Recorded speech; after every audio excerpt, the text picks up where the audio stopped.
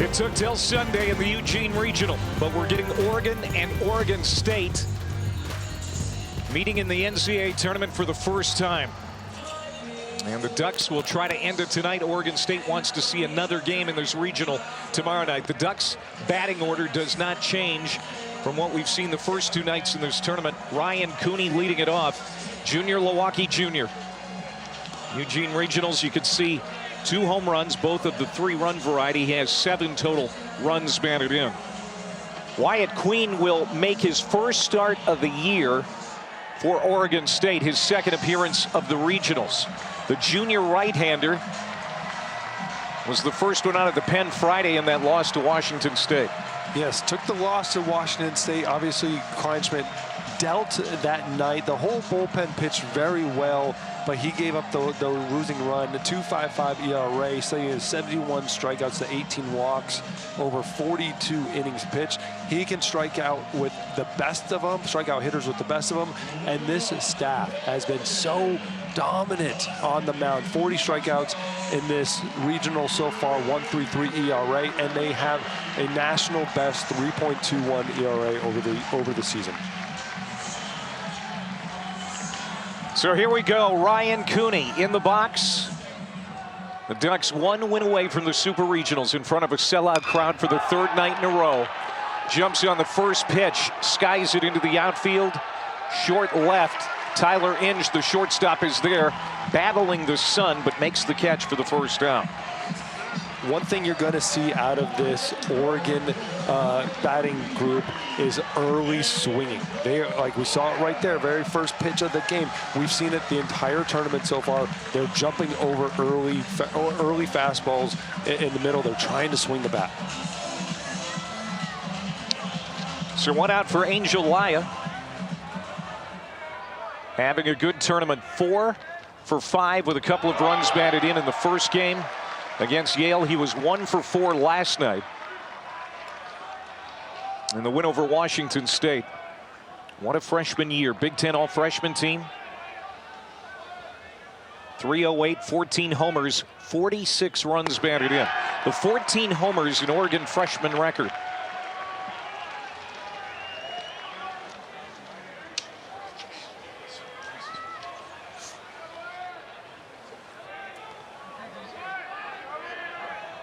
A.J. Singer, the second baseman, practically in right field.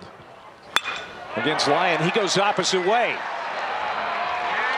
And there is Proctor ranging to his left to make the catch. Josh Proctor out in left field again tonight for Oregon State. There's 2 down. Was hit well by Laya. Now bring up Drew Smith with the bases empty. This is the nicest night. And last night wasn't bad. It was cooler, but it's 69 degrees as we start this game.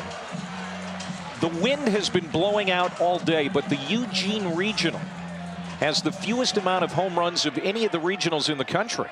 Just 4 out of all the games here this weekend.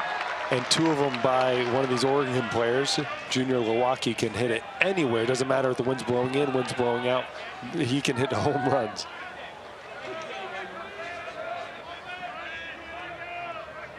Drew Smith 5 for 8 with a run batted in this weekend.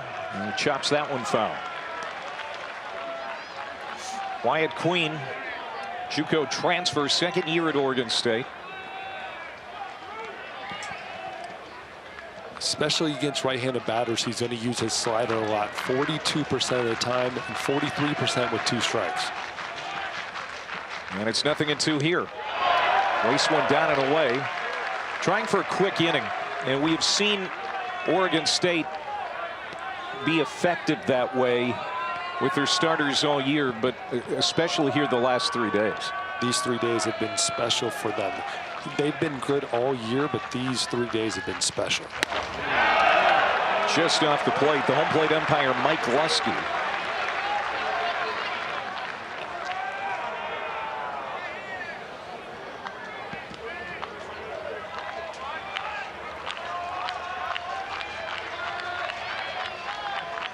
Two down. Queen's pitch, again wrapped foul. The Ducks went 0-2 at home in the regional last year. This year 2-0. And, you know, the crowd, you could just sense the excitement, so much anticipation before this game. With that said, I heard most people talking about UCLA getting upset before this game. That was the big talk. Breaking ball stays high, and a full count to Drew Smith. Ducks still standing, though, representing the Big Ten. Nebraska's out. UCLA, that's a big surprise. #1 national seed bowing out.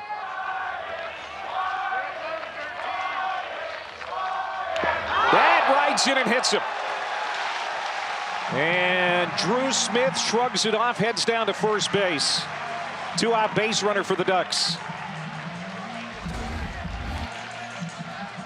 Tries to go with a fastball inside and let it ride a little bit too much. Remember, if you're a fastball pitcher, you're somebody who really believes in it, you have to be okay hitting guys, especially with this Oregon staff who wants to establish insides of hitters. Watch all night. You're going to see a lot of inside fastballs to these Oregon Ducks. As a pitcher, you have to be comfortable with it. You're going to hit a guy or two, but that's what you do pitching in.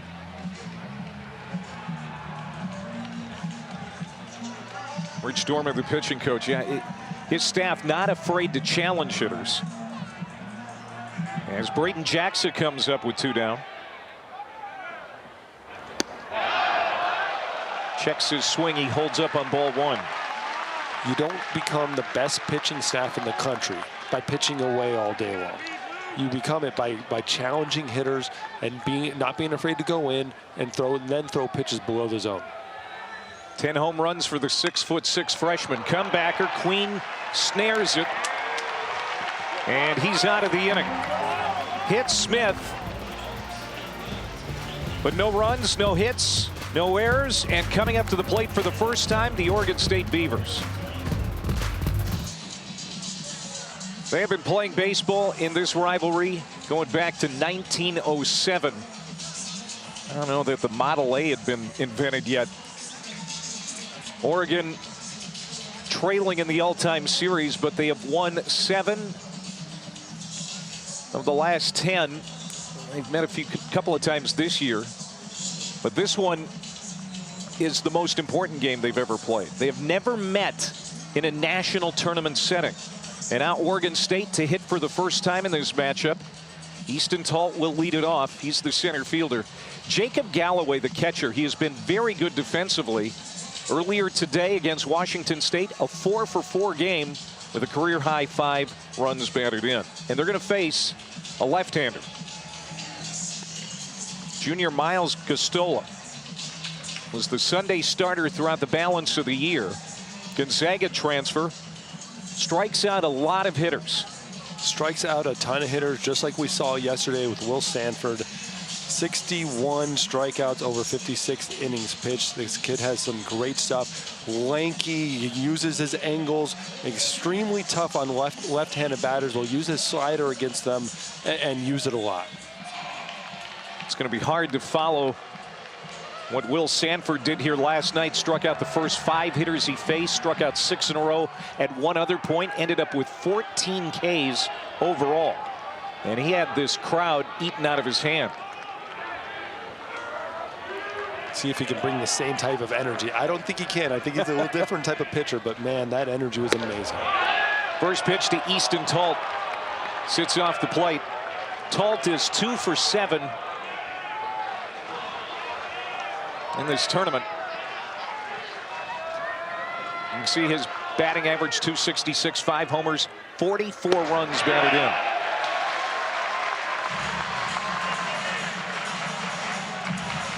Gostola is only like 90 to 93 miles an hour as a pitcher, but his angles and the way he uses his body with his arm, it looks like it's a lot harder. His angle, the extension. This is what Oregon State does. That's a base hit for Talt. They have handled the bat so well in this regional. Sacrificing, bunting for hits.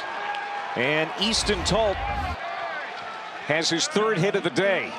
This is the perfect tweener. We've seen them do this the whole tournament, bunting it right at the second base. When the first baseman has to commit to go try to get that ball, it's over. Veteran outfielder from Everett, Washington is aboard as A.J. Singer comes up. Singer again at second base, one of the best in the country at his position. Went 2 for 6 earlier today against Washington State with a run batted in. Has 4 hits in the regional. And so what do you anticipate Mitch Canham and this offense doing here? The head coach has been aggressive with his players on the bases. Do they steal him? Because Easton Talt is very fast, or do they bunt him over? I see Singer putting it down. Let the pitch happen.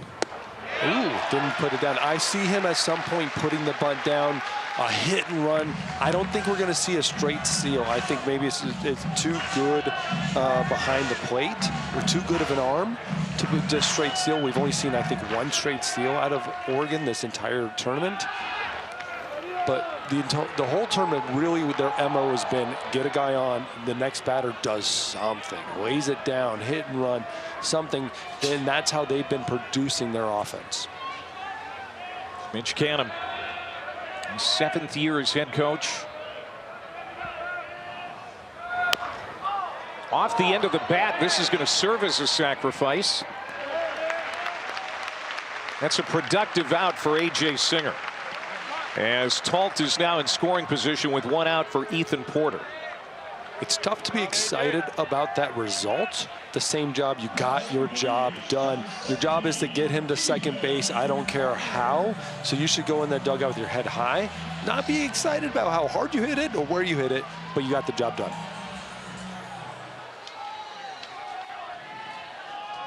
So 1 out for Ethan Porter, the designated hitter.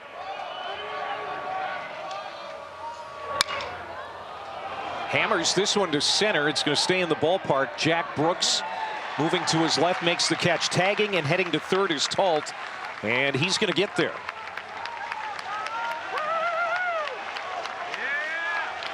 When it came off the bat, it looked like it was going to travel further. Again, there is about a 10 to 15 mile per hour wind going out to straightaway center, yet the ball has not traveled here the last couple of days. We really haven't seen it. The first night was the only time where I saw balls go up where it looked like outfielders got comfortable, then had to move extra further back. We have not seen the ball travel the way we were expecting it. Runner 90 feet away now for Paul Vasquez. Comes up with 2 outs. Those are the reactions you're going to see from a pitcher like this. When you have long, lanky arms and he gets a ton of extension, that ball wasn't that far in, but you're going to see hitters think it's further in than what it was. It was 2 for 4 earlier today. Swung out and missed as Gostola is trying to get through this first inning without any damage being done. Gave up the leadoff bunt single to Talt.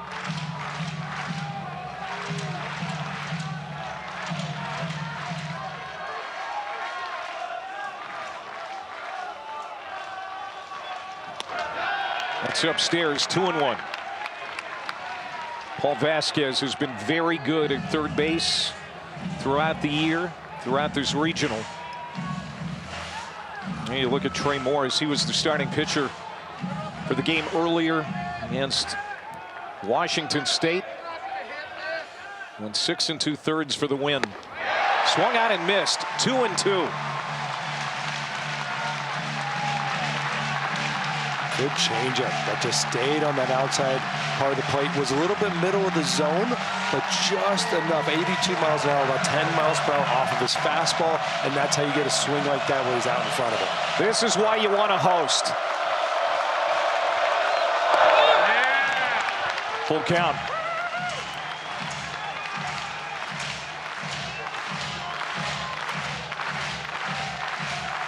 Ducks fans trying to drown out the smattering of Beavers fans.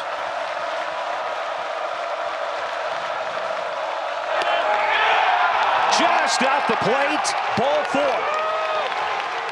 Vasquez will take his base. Runners at the corners, 2 down. And here comes Josh Proctor. Great eye by Vasquez. That pitch was just off the corner of the plate. A little down, a little out. Maybe this is real good back there. So he's going to make them look better than what they are. Wonderful job of taking it.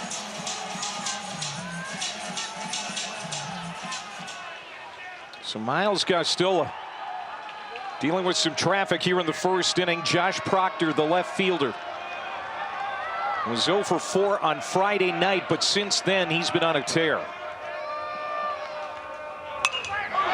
Swings at the first pitch and sends it back. He had a couple of hits in the earlier game today against Washington State. Was 3 for 4 yesterday. Good looking true freshman.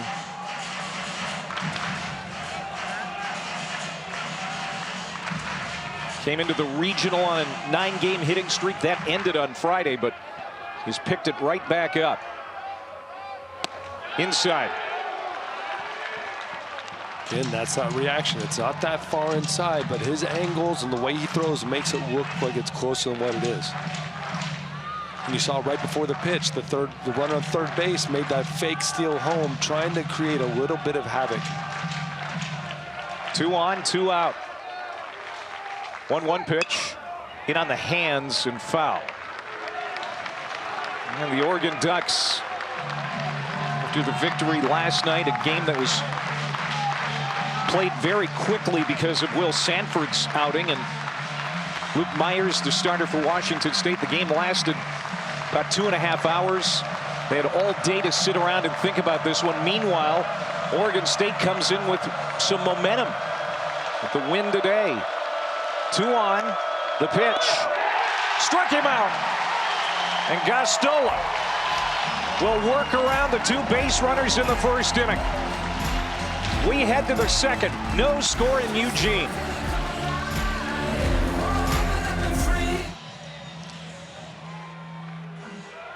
The Los Angeles Regional and the Morgantown Regional match up in the Super Regional round next weekend. What's missing from this?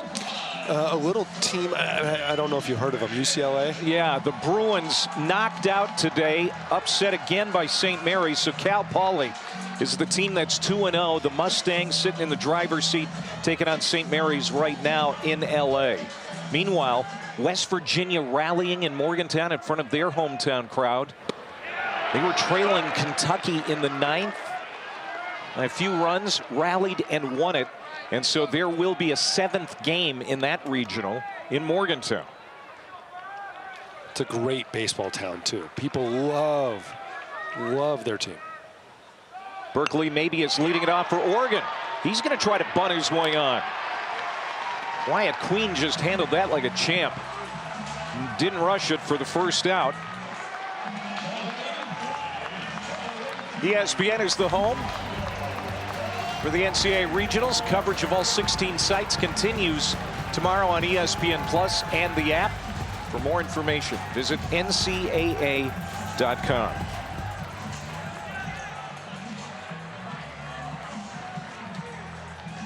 Junior Lewacki, who we've been talking about. 2 for 8, 6 runs batted in. Both of those hits homers. Hit one 459 feet. Halfway up the light stanchion out in left center field against Yale. And a 3-run shot in the 8th for insurance last night against Washington State. He does not get cheated. I love it. If that ball was hit today, that 459-foot home run was hit today, that would be in somebody's back seat in a car. He can swing it, and almost all those home runs have come in April. It's incredible. April and May. Yep. 14 homers in the last 26 games going back to the first week of April. Amazing. You can see him. He is a big boy. 6'5", 265. Swung out and missed. Wyatt Queen makes quick work of Junior. 2 outs. Queen not afraid of Junior Lewacki, coming right after him. Fastballs and sliders down and away. Just like everybody else in this staff, they can strike you out, and he goes to the slider when he needs it.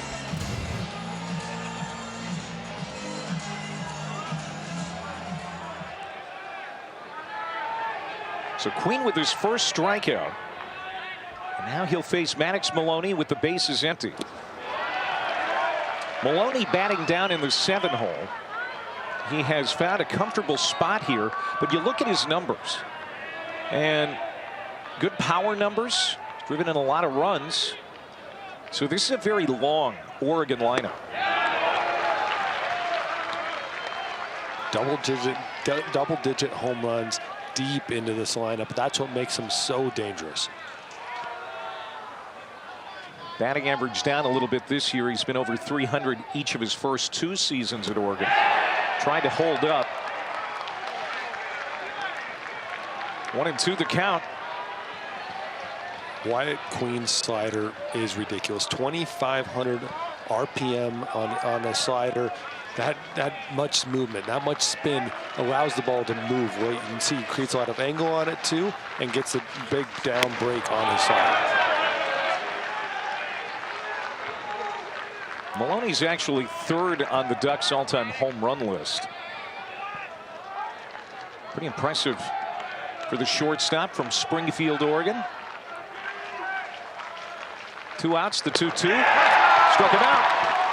An 11-pitch inning for Wyatt Queen. Back-to-back strikeouts. Oregon State needs Queen to be the king tonight. They want to play another ball game tomorrow. And so far, so good for the Beaver. First time for the Beavers not hosting a regional since 2023. Still a 45-win season after that win earlier today over Washington State. Program record 9th straight national tournament for head coach Mitch Cannon's Beavers. 7th year as head coach for Cannon.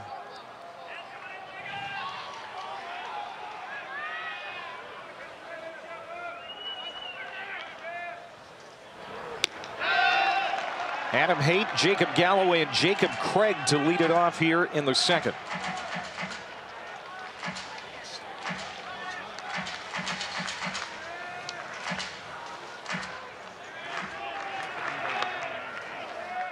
.276 for Haight. Swung out and missed. Miles Gostola had to deal with some base runners in the 1st inning. Gave up a bunt single to Talt. Then got the next 2 outs. And then walked Vasquez when he stranded those runners at the corners. This one is lined into right field, and it's going to get down in front of Laya for a base hit for Adam Haight. So singles to start each of the first 2 innings tonight for Oregon State. Oregon State doing a good job of hitting and creating a little pressure. Last inning, like you said, the bunt and a walk, and now a little flare to right field right off the end of the bat. But yes, this is Oregon State baseball that we're seeing. We are totally kind of opposite of Oregon. They're not this massive power team. They will take every little bit that they can get and look for them to try to move the runner right here. 5th hit of the weekend for Adam Haight as Galloway comes up, and there's the bunt again. Goes right to the pitcher. Maybe had time to go to 2nd, but taking no chances. Throws out Galloway, so Adam Haight in scoring position. Another successful sacrifice for these Beavers. This is what they've been doing all tournament. The moment they get a guy on, get him over and an opportunity. It has been working for them too. Like, it's not this impressive, crazy, drive you wild offense. But man, it is get him on, get him over, get him in, and let your pitchers do their job. Jacob Craig getting the start at first base again tonight. He's the starting first baseman earlier today as well. 6'5", 270 pounds, senior. It's been a tough year at the plate. Had 14 homers a year ago, just 4 this season. He is dangerous if you let him get into a groove. He's starting to swing the bat pretty well in this tournament. Obviously, we see the numbers definitely down from what it was last year, but this is a hitter that you don't want to get comfortable. It's off the glove of Mabius. Quickly pounces on it. 2 balls and a strike.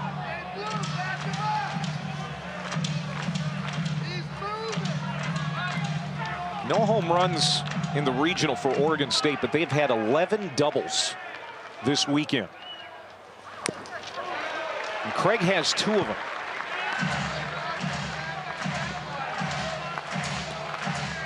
I want to see Craig versus Junior Milwaukee in a home run derby. It would be impressive to see those balls fly.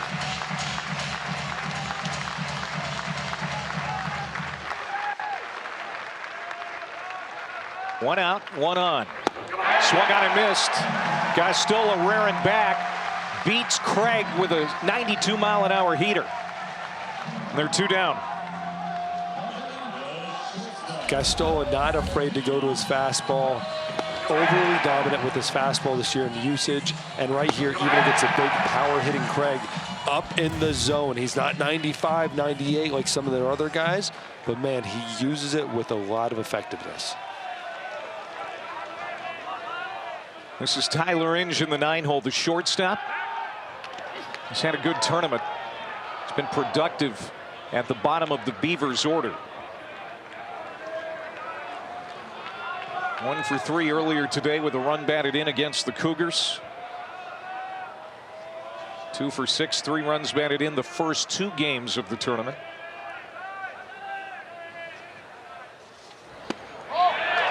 It's the inside corner. Gostola working ahead.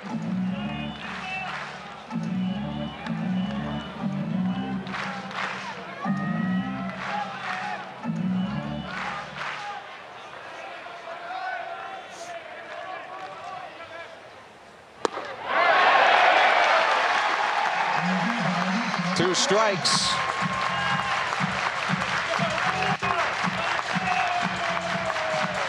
So one thing I love about Gostola is he's not afraid to use his fastball, even in these counts that everyone else would normally use changeup or slider. He still goes to it 70% of the time. This is inside 1-2. Beavers with 15 hits earlier today against Washington State. A couple of hits so far. This Miles Gostola.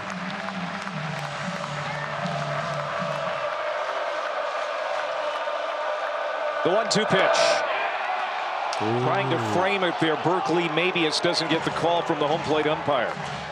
Crowd wanted it, but it was definitely outside. It was on that other batter's box line.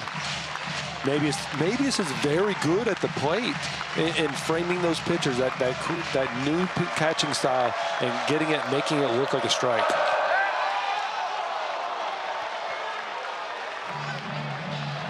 So Inge works it full. The son of former big leaguer Brandon Inge. Took over at short in April and hasn't looked back. 3 balls, 2 strikes. Haight away from second. Walked him. Walks the 9-hole hitter, and here comes Easton Talt. Inge, known for his defense, his arm especially, but he has put together some very good at-bats in this tournament.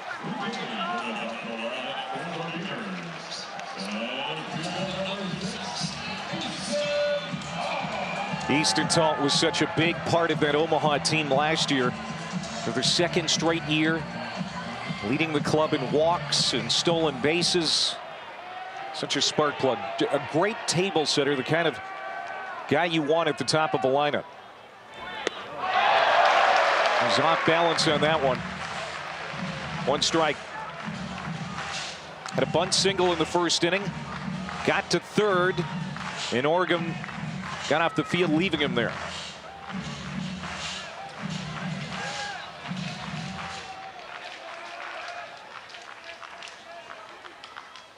Breaking ball. Ooh. Didn't miss by much. A little up, left it a little up over the plate. Tolt shaking his head, saying that ball was definitely a ball. 1 ball and 1 strike to Easton Tolt. Inside out swing, sprays it foul. Just an amazing crowd here tonight. And those seats where that foul ball just went, those seats down either line, actually, that is first come, first serve. You should have seen the folks racing to get that oceanfront property right there.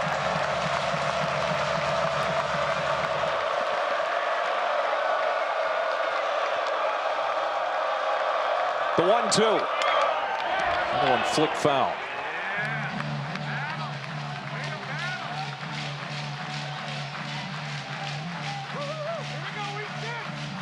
I love when a crowd is into it like this. Clapping with every pitch, every 2-strike count. They're up on their feet. This is great baseball.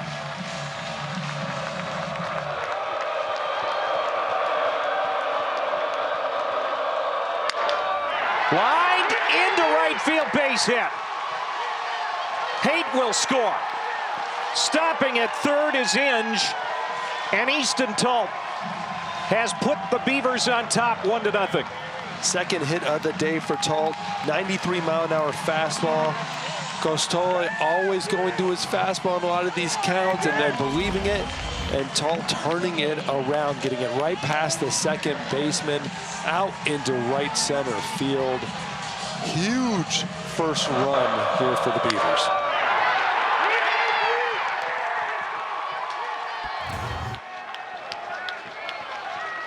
'45th run batted in for Easton Tolt. And it's a biggie, as the Beavers have to win this one to keep their season alive.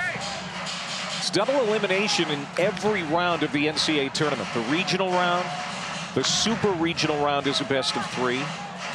Then the College World Series, and then there's a College World Series Finals Series, which is also best of 3.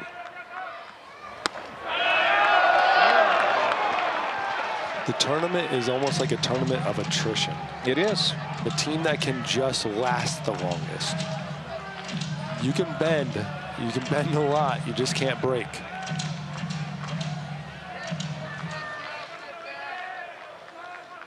Costola rears back. A.J. Singer fouls it off. Singer, a ground ball on an excuse me swing. It rolled over to Braden Jackson, the first baseman, for the first out of the first inning. But A.J. Singer has been very good, leading the team in runs batted in. Couple of base runners here. Runner goes from first, pitches out. Mabius throws to second. They'll come home. The tag, got it.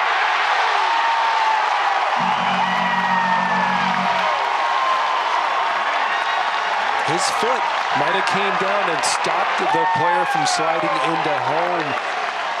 They might review it. That might be the difference maker here. Called him out initially. Great double throw. Tyler Inge was out. That was the call anyway at home plate by Mike Lusky, but Oregon State wants a challenge here.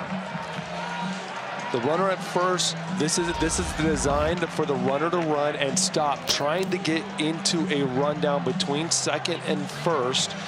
And so he just stops, and then the throw home. Let's watch that tag. I think they have a good argument that his foot stopped him from getting in. You have to give an open lane to the runner into the base. Old school baseball, he is out. New school baseball, I think they have a good argument.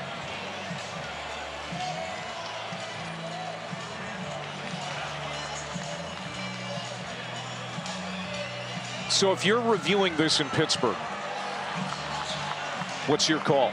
My call is safe, because as the catcher came down and blocked home plate, you have to give him a clear lane into home plate. You have to get out of the baseline.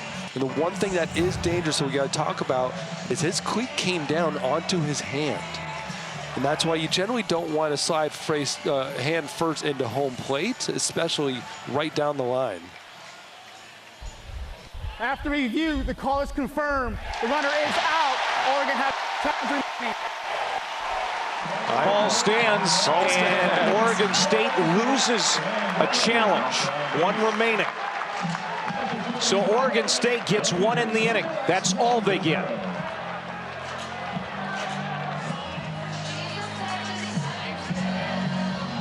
Well, the Texas Longhorns are going to be home for the Super Regionals next weekend. We know that, as the Longhorns ended the Austin Regional with a win over UC Santa Barbara, 6-4 the final there. So whomever it is that comes out of Eugene will be heading to Austin. Oregon can punch a ticket tonight. Oregon State trying to force a game on Monday evening, or maybe afternoon. We'll see when a game would be scheduled. Still a lot that has to be decided. As we go to the Oregon third inning. Oregon, even though this is their ballpark, they're the visiting team on the scoreboard. And Jax Jimenez at the plate for the first time, trying to get Wyatt Queen off of his rhythm. Mark Wasikowski certainly would like to see that start sooner than later. Wants to get into that Oregon State bullpen.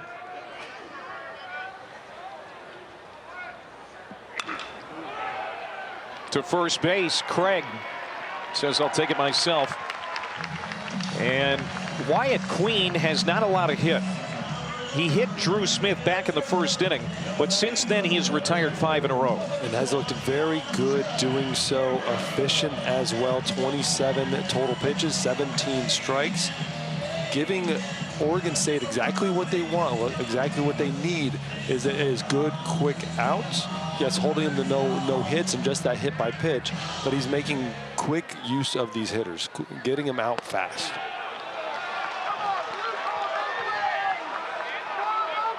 Jack Brooks is the 9-hole hitter, so the last man first time through for Wyatt Queen. Center fielder, 1 for 7 in the national tournament.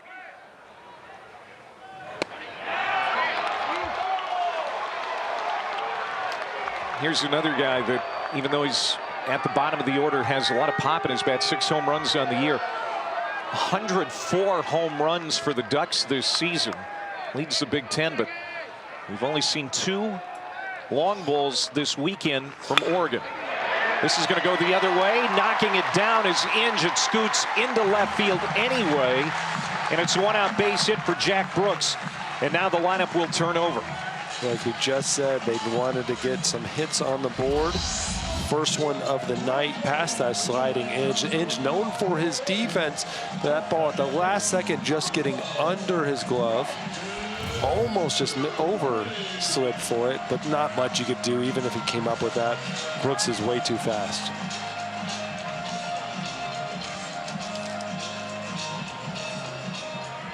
Ryan Cooney's 0 for 1, popped out to short his first time up.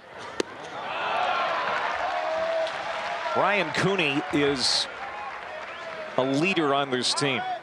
79 hits, 50 runs scored, also leads in average and walks.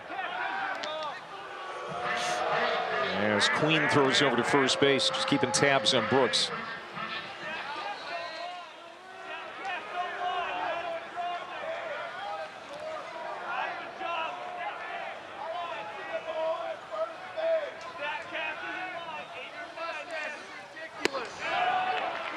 Cooney looks at a strike.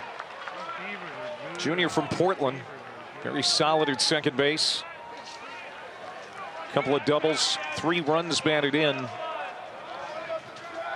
the tournament coming into the night. That's outside. 2-1. Brooks talked about, I'm sorry, David. Brooks, 16 stolen bases on the season, 19 attempts. I know that they're facing Galloway, who's been incredible behind the plate, but you might want to look for some action here on this pitch.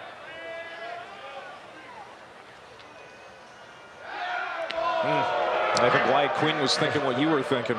He looked like he was looking at first base, and he almost looked like he wanted to go. But good call. Definitely one of the things you can do as a pitcher when you think they're going to steal. Pick, change your timing, pick, hold the ball, step off. There's a lot of things you can do just to get the runner off of their feet.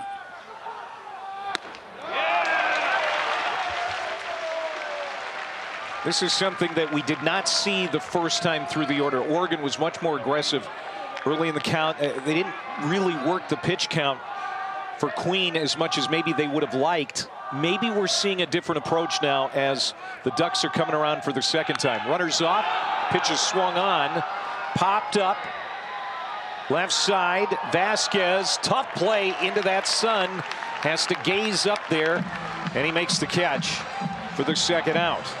We saw that in game 1 too. Same kind of ball, and the shortstop peeling off and letting Vasquez get it. That's normally really good shortstops just take that ball, knowing the third baseman's going to have to travel and move a little bit. They can step up and just catch it a lot easier. But Vasquez is a Gold Glover, and you let him catch the ball.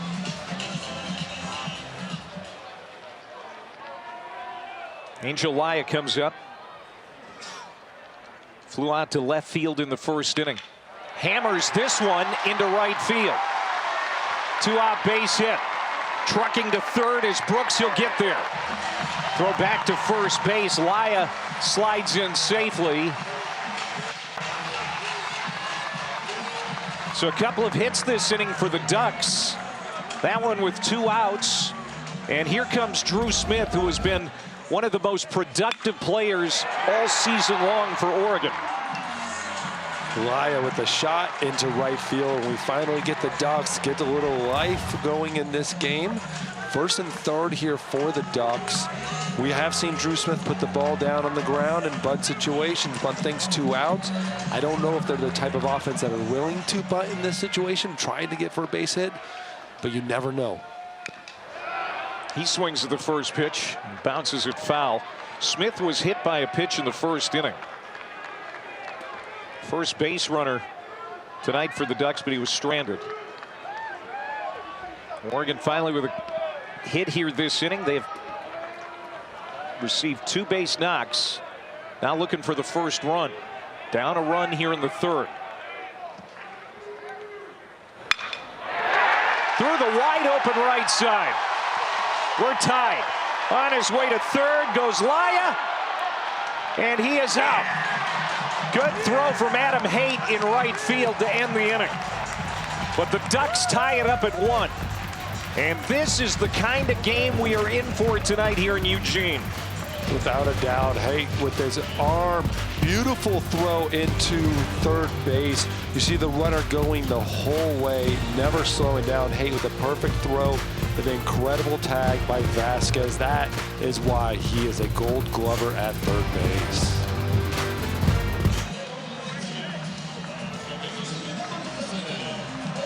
Clay Matvick, David Ardsma back here. PK Park, Eugene, Oregon. Standing room only. As the Beavers come up in the home half of the third. That's right, the Beavers are the home team. And the game is now tied. Oregon State scored a run in the second. Ducks answering back with a run of their own in the top of the third. And so A.J. Singer, who was left at the plate when Inge was tagged out at home plate on that rundown play. Back up there, he is 0 for 1. And so now Miles Gostola, I would think, would be a little bit more at ease back in a tie game. Yes, more at ease, more comfortable. It feels good for the Ducks. Again, one of those important things you do, if you give up a run as an offense, you go out there and go get one. Tie it up. Do not you let them win the inning. The second inning, the Ducks won, or the Beavers won the inning. You come right back, score a run, take away that momentum, and try to win this inning, and then keep going from there. Costello with a strikeout. Singer goes down for the first out.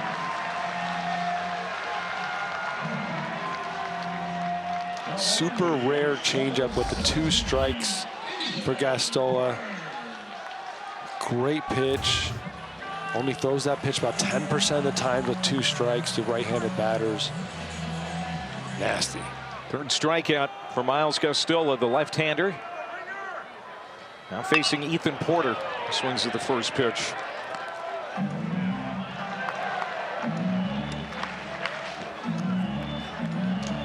Porter flew out to center. 0 for 1.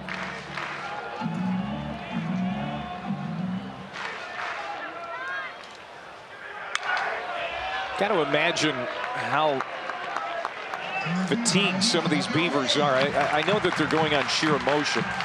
And, you know, when you're 19 to 22 years old, you can handle a lot. With that said, they were at the ballpark around 9 o'clock this morning, 10 o'clock maybe.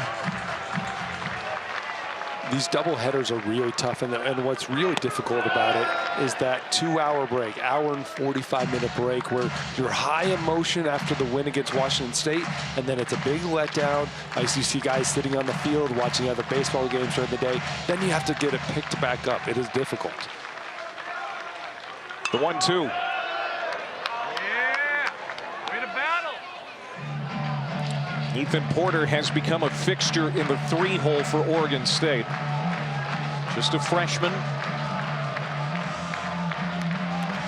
Mitch Canham has rebuilt around the players that he lost from that Omaha team a year ago, and it was a significant amount of players that moved on.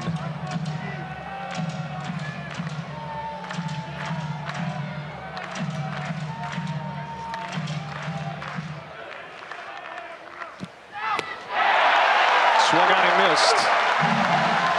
Back-to-back strikeouts for Gostola. He has 4 now. Walking around the mound, a little confidence. Gotta love it. Channeling his inner Will Sanford. Just rearing back and letting that thing go.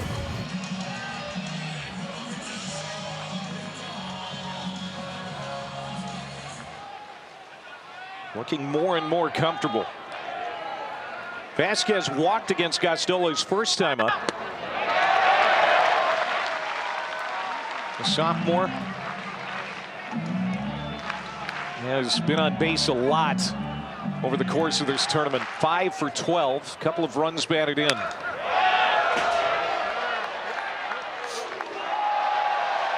It's interesting to note that there is activity in the Oregon State bullpen. You would think then that indicates Wyatt Queen's night is over. No guarantees, but Isaac Yeager is warming up. And we will soon find out. 3 straight strikeouts for Gostola as he is starting to heat up. We have played 3 in Eugene. Oregon won. Oregon State won.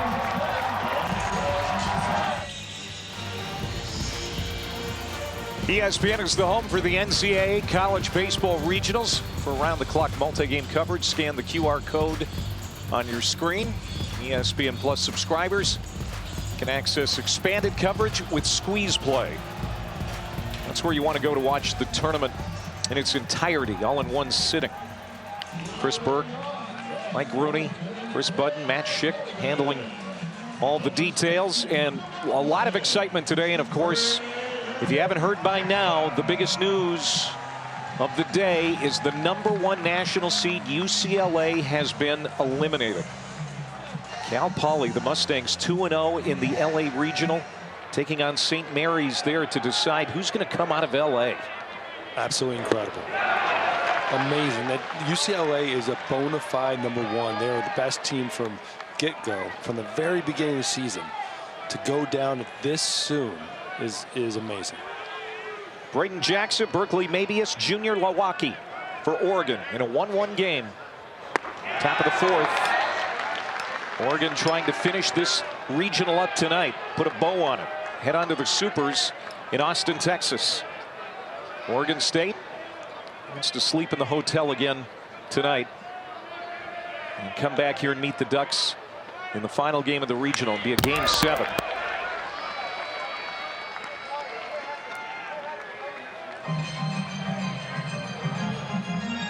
Well, we thought Wyatt Queen might be done because Isaac Yeager has been out in the bullpen. He's been keeping an eye on things sharply.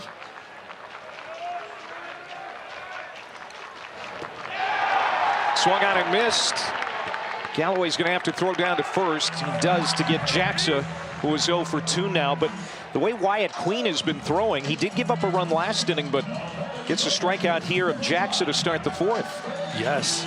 I didn't think he was going to be going out the way he was warming up down. That Yeager was warming up in the bullpen. But again, 38 pitches on Friday against Washington State. He is now at 42 pitches. Just the question is how many do they want him to go? When is that breaking point?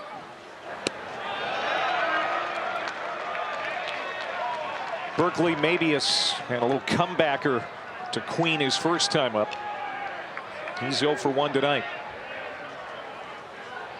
Semifinalist for the Buster Posey Award for the nation's top collegiate catcher.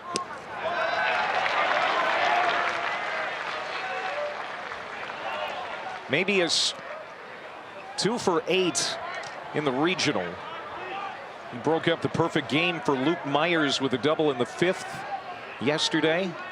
Also threw out a runner on Friday. He's been fun to watch.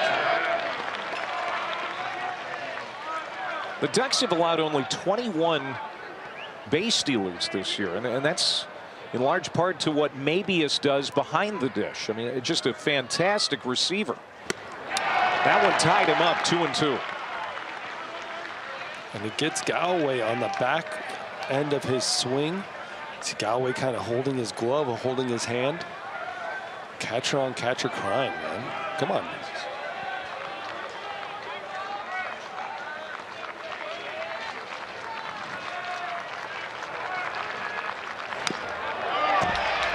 Just got a piece of it. Maybe it's from Henderson, Nevada, outside of Vegas. Went to Bishop Gorman High School there. Gotta like good defensive catchers who also hit left-handed. I mean, they're not exactly falling out of trees. Check the swing. Did he go? No. Randy Rosenberg, third base umpire. My favorite catcher trait was when he only allows 22 base runners to steal during the year. I enjoy that. And you know, he's really quiet behind the plate. You don't see a whole lot from him because not many people want to challenge him. Swung out and missed. Mabius goes down. Back-to-back Ks here for Wyatt Queen, who may be getting stronger as we carry on here in the 4th inning. Man, Wyatt Queen is really getting into his own. Back-to-back strikeouts here, going to his go-to pitch, his curveball, bottom of his own back foot against Mabius. What a ball game. And now Junior Lawaki. If your name's Wyatt, do you have to have a mustache? I believe you must. It's in the rule book. Milwaukee struck out against Queen. 14 homers, 2 in this regional. And behind quickly, 0-2. Milwaukee homered twice last week at the Big Ten tournament. He's homered twice here in the regional. If I'm Queen, I'm going right back to that slider. I'm not messing around.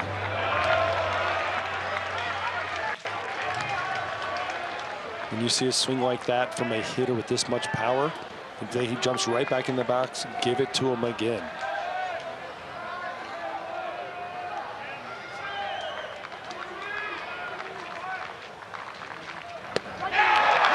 Called strike 3.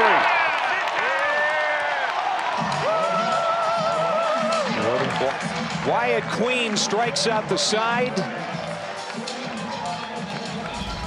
And we have played 3.5 here in Eugene, tied at 1. Wonderful, wonderful job of pitching. 3 strikeouts in a row. Swinging, and looking. Again, we talked about that slider down and away against Junior Milwaukee and how he should stick with it. And he did and got the strikeout looking. I don't think Junior was expecting that pitch.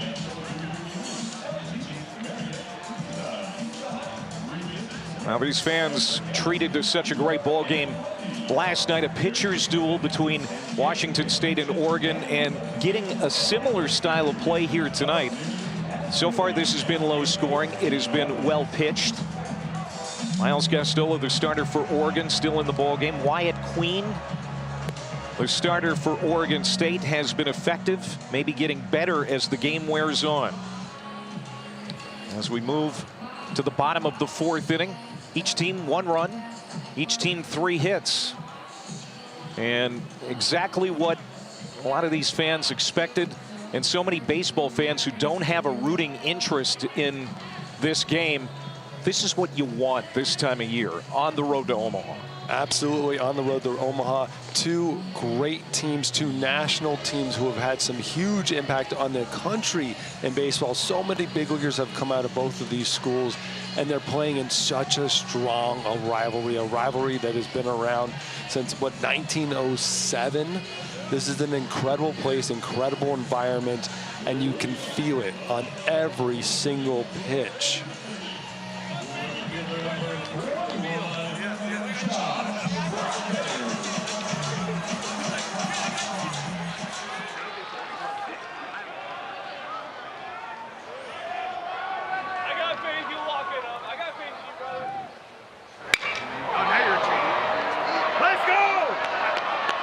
Welcome, everybody, to Eugene, Oregon. The Kansas Jayhawks wrapping it up in Lawrence. And the Oregon Ducks can do the same thing here against their arch rivals, Oregon State. They're trying to punch a ticket to Austin, Texas, and the Super Regionals next week. He's David Artsma. I'm Clay Matvick. And we are tied at 1 here in the bottom of the 4th with 1 out. Josh Proctor for the Beavers just flew out to center field. You can see how long they've been playing baseball in this long rivalry. But this is the first time they have ever met in the NCAA tournament. And what a ball game we have had. Each team with 1 run, each team with 3 hits, no errors for either club. And a season on the line tonight for Oregon State. Trying to force another ball game tomorrow night. So 1 out, and here is Adam Haight. And David, you won a national championship with Rice back in 2003. You have played in these kind of settings, but a rivalry game adds so much more to it. Without a doubt. When I played at Rice, our rivals were Texas, and we had to see them all the time. Even in our super regional was Houston, right down the street. It brings more energy and more excitement, and every pitch just means more. Another sellout crowd, 3rd straight night here at PK Park. Line drive into left field for Adam Haight, and this is going to run all the way to the wall.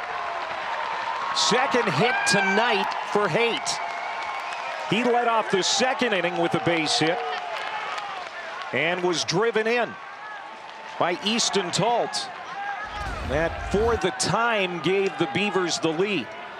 92-mile-an-hour fastball just got a little bit too much of the plate, and Haight doing a wonderful job of hitting this over the shortstop, getting into second base. 4 hits on the night for the Beavers, 2 of them from Haight. This is their 2nd game of the day for Oregon State. Had a 10-1 win over the Cougars of Washington State earlier today. Mitch Canham's team had 15 hits, and that's their 4th of this ball game. So a man on in scoring position for the catcher Jacob Galloway, who sacrificed Haight over to second base his first time up. This Beaver offense, every time they get a runner on base, gets creative and does something a little bit different. Put a lot of pressure on a defense, that's for sure. Breaking ball to Galloway, the veteran catcher. He's been excellent behind the plate the entire regional, throwing guys out, blocking balls. He has been a bunch of the offense as well. Yeah, 5 for 10. Galloway had a career-high 5 runs batted in the game earlier today against Washington State, a 4 for 4 game.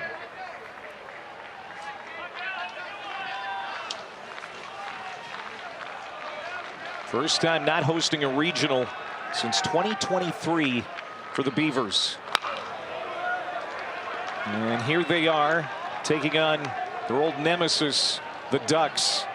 And, you know, there's a smattering of orange in the crowd here tonight, but this is an overwhelmingly hostile crowd for these Beavers. Very green crowd, and when the Beavers took the field on the 1st inning, there was a lot of boos. It was very loud. Man at second, 1 out. Out in front. And Miles Gostola with a big strikeout of a guy who's been tough to sit down, Jacob Galloway, 2 away here in the 4th. 6 strikeouts tonight for Gastola. That is the first strikeout that he wasn't ahead of the count 0-1. He's been using his fastball all night, really effective with it, and you see right there against Galloway, went to his slider and got it swing and miss.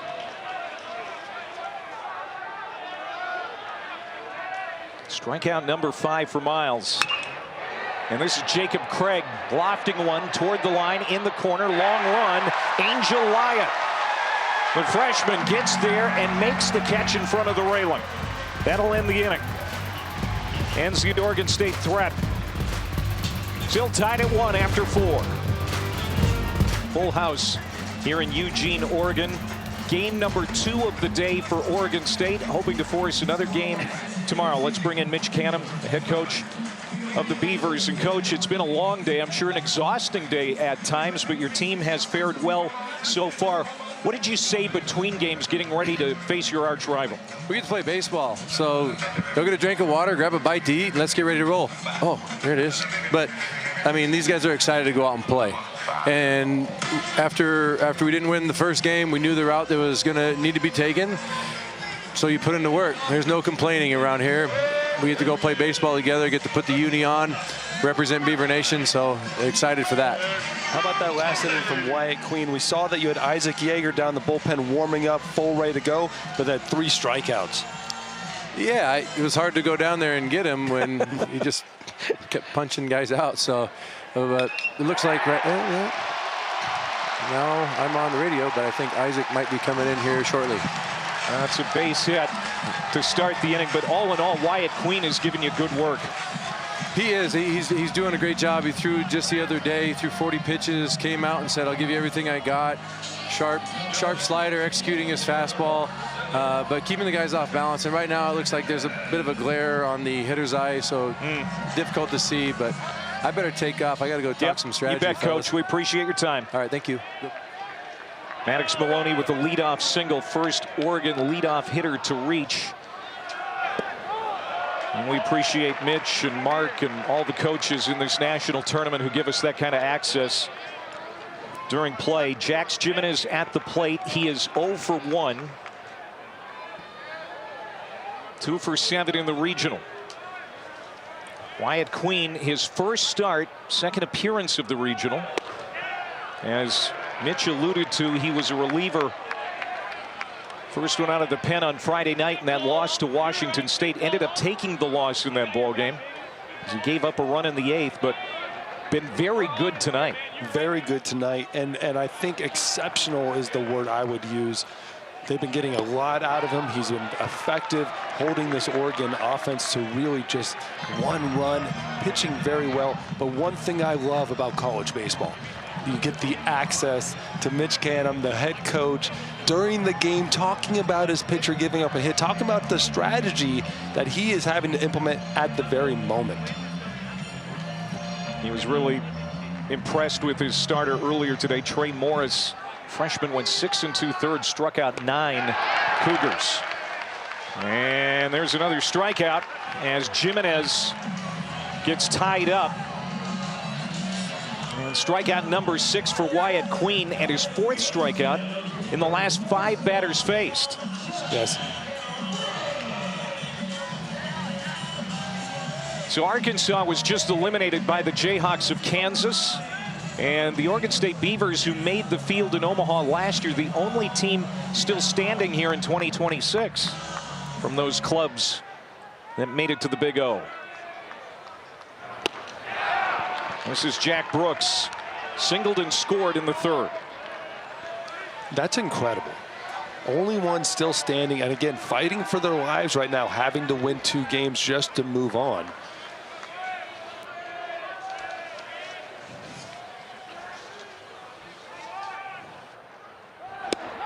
Brooks flashing bunt. Did not offer, according to the third base umpire, Randy Rosenberg. Now, Oregon State did it the hard way last year. Lost game 1 of the regional and still found their way not only out of the regional, but all the way to Omaha. And teams that lose game 1 of a regional have only advanced out of the regional 7% of the time. Now that's what Oregon State is up against again here in 2026. And trying to do that 2 years in a row is a real challenge. Trying to do it just one time is a challenge. Doing it 2 times is incredible. They even went out to Omaha and won a game against Louisville. But this is where they're at. This is the comfort zone. They've done it before. They can do it again. Swung on and missed by Brooks. So now 1-2 to the number 9 hitter in the Oregon order. Maloney getting on with the leadoff base knock. Wyatt Queen, the starter for Oregon State, pitching here in the 5th. 4 1/3 innings, 1 run allowed, 4 hits. Hasn't walked anybody.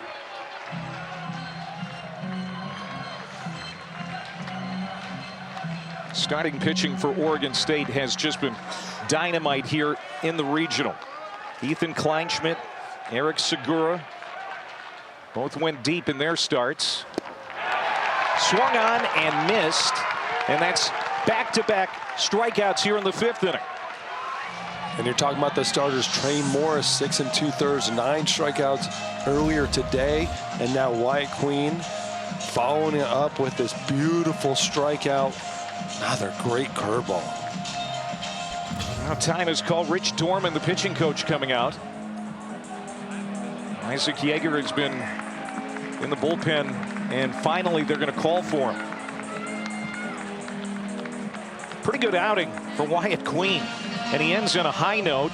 Goes 2 times through the order, exactly twice through the order. And it appears that that was the game plan, and now they are going to their high leverage right-hander Isaac Yeager. Pitching change here in Eugene.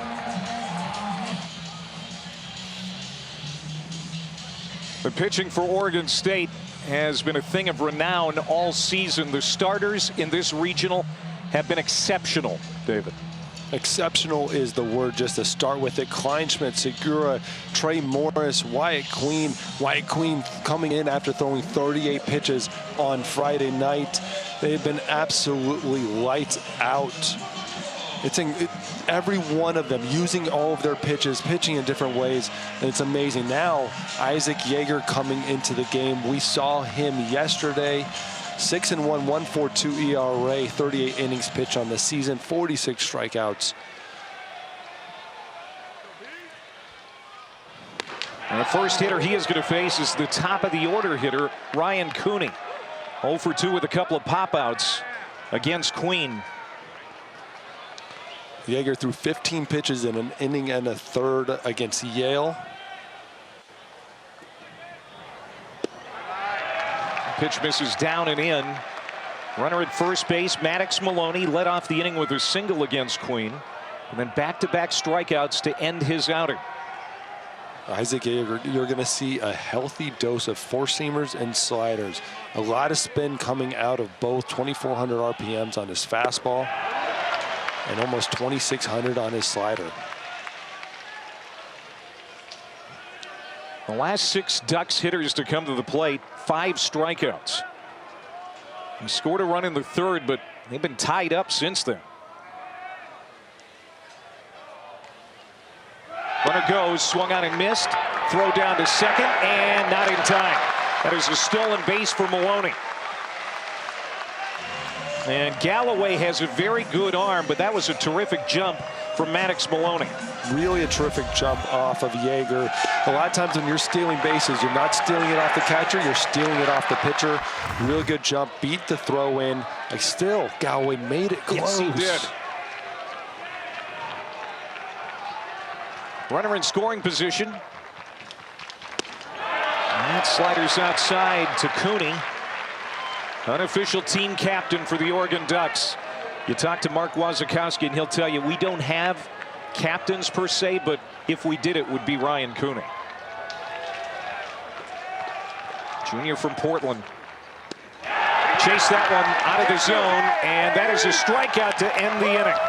So Isaac Yeager comes out of the pen, gets his first strikeout. We played 4.5, still tied at 1 in Eugene. Absolutely wonderful night here in Eugene, Oregon. Absolutely great game that we're seeing here in the regional finals Tied at 1, Oregon and Oregon State. Let's bring in Mark Wasikowski, the head coach of the Ducks. And, Coach, let's start with your pitcher. Miles Gostola called on to get the start here. What are you seeing from your lefty? He's throwing the ball really well. You know, I mean, he was just off the corners early in the game. He made one mistake. The Tall, that was supposed to be an elevated fastball, and he didn't get it up. He just left it out over the plate, and Tall was able to get to it. You know, Tall hasn't had a hit versus a left-hander since April something or other when we played him. I don't know what time it was, but when we played him, and he's got a nice push bunt, and then he had a nice 2-out knock right there. You know, credit to the kid. So, but I like what our guy's doing. He's out there competing like crazy. It's a pretty good pitchers matchup if you haven't noticed. We appreciate it, Coach. It sure is. We'll let you get back to it. All right, sounds great. Go Ducks. Mark Wasikowski in his 7th year as full-time head coach here in Eugene, 55 years old. He was the Big Ten Coach of the Year last year. His team finished tied for 3rd in the regular season in the Big Ten. Lost a heartbreaker to UCLA in the Big Ten Tournament Championship game. And as everybody knows, most likely by now, UCLA, the #1 national seed.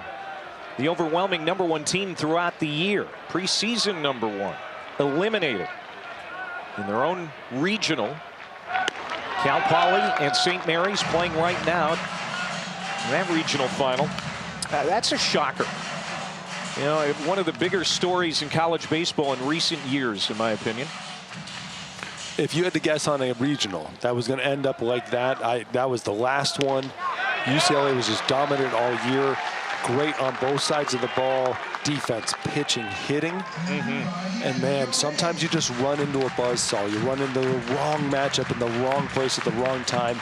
And UCLA almost lost the conference title, too, to these Oregon Ducks. And then they follow that up with what happened in regional. Ground ball to Drew Smith, member of the All-Big Ten defensive team, throws out Tyler Inge to start the bottom of the 5th. I was in Nashville last year when Vanderbilt, the #1 national seed, was upset in that regional as Louisville came out of there, and Louisville went on to the College World Series. But I think this one resonates more because the Bruins were #1 in the preseason and never veered from that. They were decidedly #1 all year. They never really faltered it. They never had those moments where you were wondering if someone else was better. A lot of very good teams. But UCLA had shown themselves all year to be #1. So Gostola gets a quick out of the #9 hitter Tyler Inge. And now back to the top. You heard Mark Wasikowski talking about Easton Talt. And that RBI single in the 2nd. Pitch was left up. Talt has 2 hits in this game.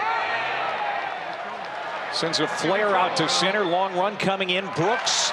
And that sun is still a bit of an issue there. Half of the stadium is in shadows, but the outfield still very much in the sunshine. And Jack Brooks talking there to the infielders. Yeah, that's going to still be an issue for us here for the next inning or so as his sunglasses pop off. Coach talked about him being the glue guy, and you saw it right there. Great job in center field, fighting off the sun, having to run a long way for that ball. Singer is 0 for 2, but puts this one into center field. A.J. Singer had 2 hits in the earlier game today against Washington State, and his first of this contest. 2-out base runner for the Beavers. Having himself a day. A.J. Singer doing a lot defensively, but also with the bat.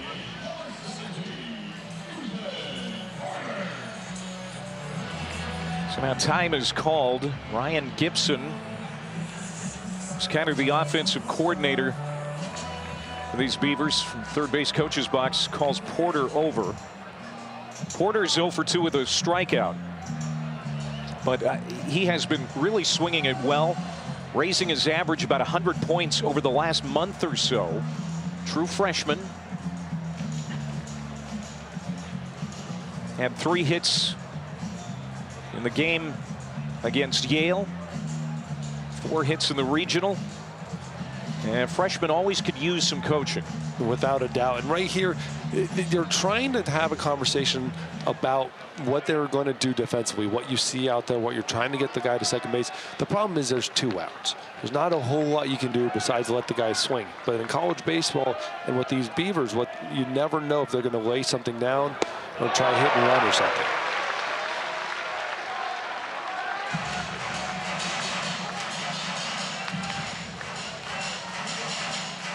Here's Oregon State's offense throughout the regional. And they really had a hard time against Nick Lewis on Friday night, but since then they've been outstanding. 30 hits in the last 2 games before this one. Really came out today, this morning game, ready to play, was dominant against Washington State from the get-go. They played very good, complete baseball. Miles Gostola with 2 outs, delivers, gets a ground ball to short. Maddox Maloney will take the short one, and the inning is over. The base runner stranded for Oregon State. We are through 5 in Eugene, still tied at 1. People not afraid to grab their wallet to pay for tickets for this one, because this means a lot to the people of the state of Oregon. Oregon and Oregon State for the right to go on and play Texas in the Super Regional round next week. Of course, that series will decide who goes on to Omaha. Texas Longhorns taking care of UC Santa Barbara and locking up that regional in Austin. The Longhorns will host next weekend whoever it is that comes out of Eugene. And right now, here at PK Park, it is tied at 1 as we move to the 6th inning. And for Oregon, it's Angel Laya, Drew Smith, and Braden Jackson, 2, 3, and 4. Against Isaac Yeager.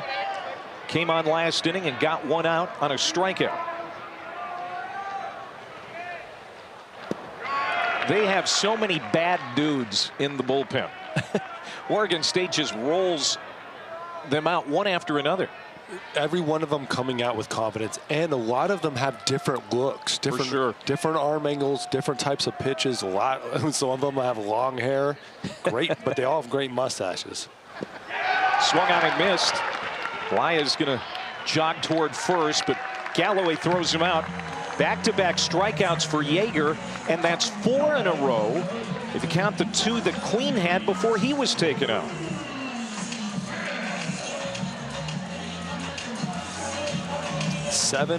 Their last 7 outs have all been strikeouts. This is what we've been seeing, though, this entire regional out of Oregon State. Strikeout, strikeout, strikeout. Great defense and strikeouts. Drew Smith has not struck out yet today. Hit by pitch and an RBI single. He's been on twice. But yeah, in our first game that Oregon State played in today against Washington State, broke the team record for single-season strikeouts. They're at 692 now. Well-located fastball. But yes, this pitching staff has been dominant all year. You see their ranks, the Division I ranks, top in ERA, top in WHIP. Weak ground ball, charging from third is Vasquez. Low throw, plucked by Craig at first. You know, Jacob Craig's bat hasn't been what it was in 2025 when he helped get the team to Omaha, but at first base, he can handle the mitt. He doesn't get enough credit for that. Obviously, we talked about him being a huge bat in this lineup, being a little disappointed what he wants to, but he's able to pick this throw from Vasquez right out of the grass, right out of the dirt or turf. Yeah. Something baseball. synthetic. Yeah, something, but he pulls it out, gets the out. He deserves more credit for him defensively.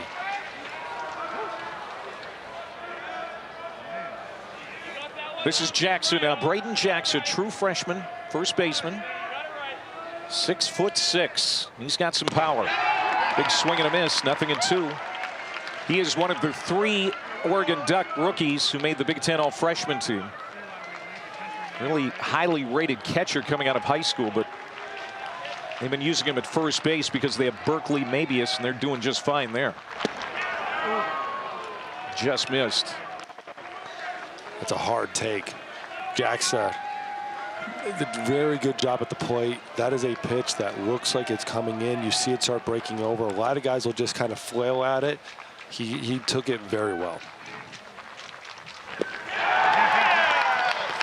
Galloway again will have to throw down to first. 2 more strikeouts this inning for Isaac Yeager.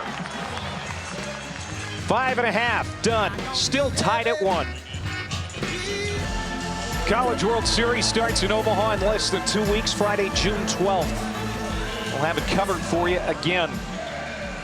And these are the tickets punched to the next round, the Super Regional round. The SEC champion Georgia Bulldogs on their way to the Supers. We talked about Texas, and congratulations to the Kansas Jayhawks under head coach Dan Fitzgerald. Big 12 regular season and tournament champs in their first Super Regional. Jayhawks baseball was quite an afterthought, as that young man is getting some high fives after getting a souvenir. For many years in Lawrence, Kansas, but the last couple of years they have been loud in the postseason, and now on to a Super Regional for the first time in the Super Regional format era. This is Paul Vasquez leading it off for Oregon State. What are you seeing from Miles Gastola, the guy who got the start tonight? You know, there was some question about who would they go with, and they decided to go with Gastola. He's been the Sunday starter most of the year, the transfer from Gonzaga. Doing a wonderful job of keeping the Oregon State hitters off bounds.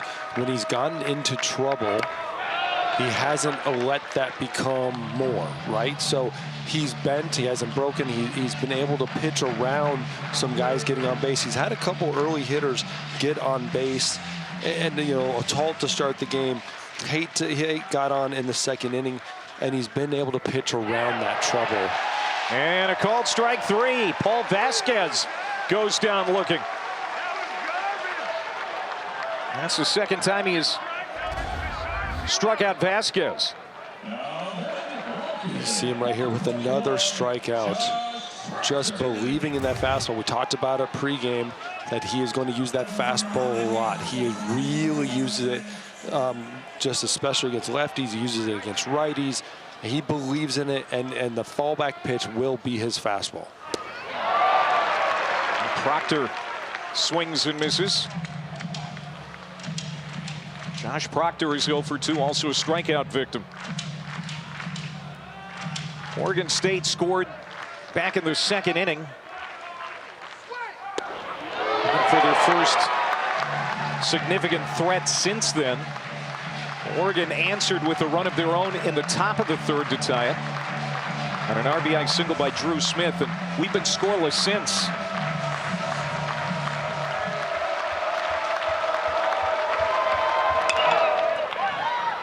Slow roller out to short, charging Maloney. Proctor is retired, 2 down. Nice running throw by Proctor, coming up and making that play look really easy. Again, we talked about shortstops. They make those plays look easy. That is not an easy run, grab, and throw. He did it very well.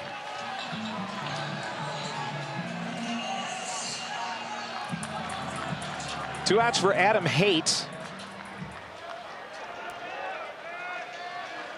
He and Talt have multiple hits in this Oregon State lineup. 2 for 2.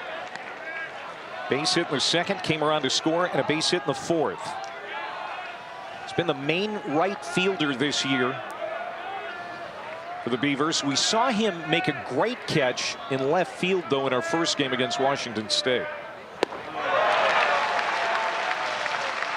As they juggled some guys around late in that ball game, he ended up in left field and made a great sliding catch toward the line.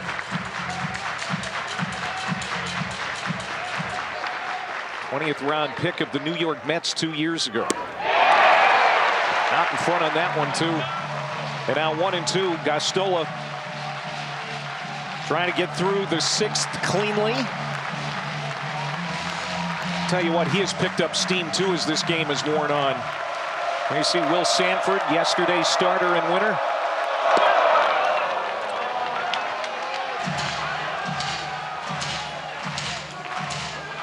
One thing I love is to watch catchers and little reactions after pitches. You see Mabius giving his pitcher the point, little fist, said that's exactly where he wanted it. It might be a ball, but that's where he wanted the pitch. That might have been a little short. And Haight works the count full, 3-2. He's been on twice tonight, trying to extend this inning. When all else fails, Gustola goes to his fastball. That's his fallback pitch. Let's see if he goes here. It is a fastball, but ripped foul. Gustola had a 1-2-3 third inning when he struck out the side.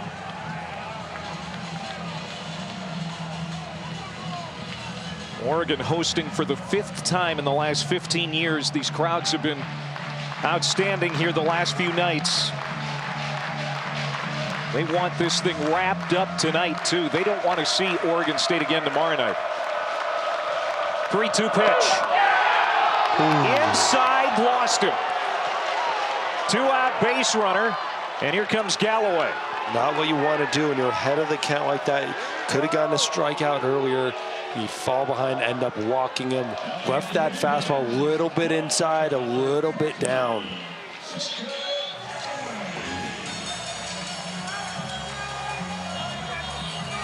Galloway swinging it so well, too, and I'm sure that's what's going through Gustola's mind. I got to face this guy now with a man on. 5 for 11 in the tournament, 6 runs batted in.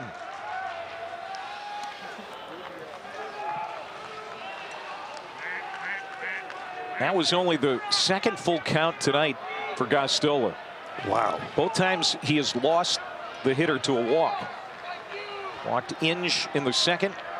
Walks Haight here in the 6th.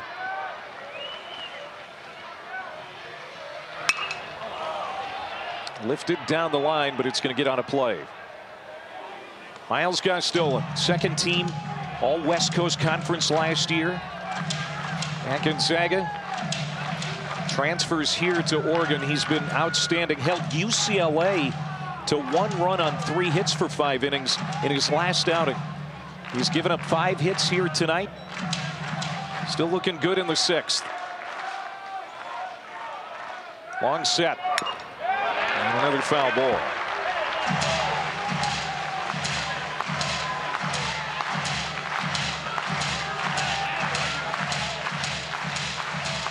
Fans coming to their feet again.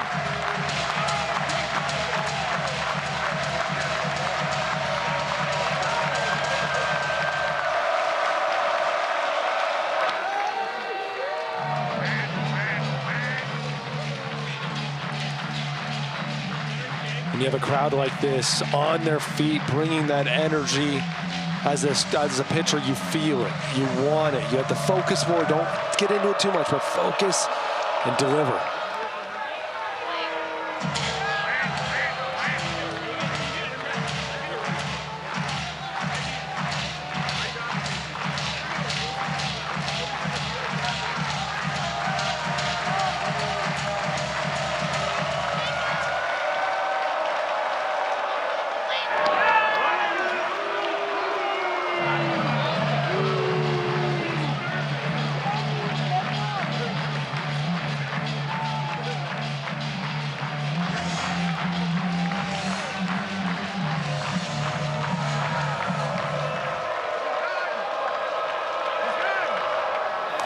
Just toying with him over there. Adam Haight has 5 stolen bases on the year. Miles Gustola doing a wonderful job of just keeping the runner close, making sure he knows he's paying attention to him, giving him different looks. All of those moves are his B move. The 0-2. Just off the plate. Maybe has tried to bring it back and sell it to the umpire. Mike Lusky not having it. 1-2, and you see the pitch count now for Gustola. He's at 95.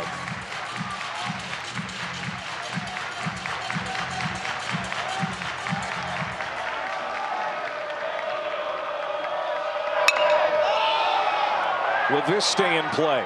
Drew Smith coming over, giving it a look, reaching, but it's on top of the dugout.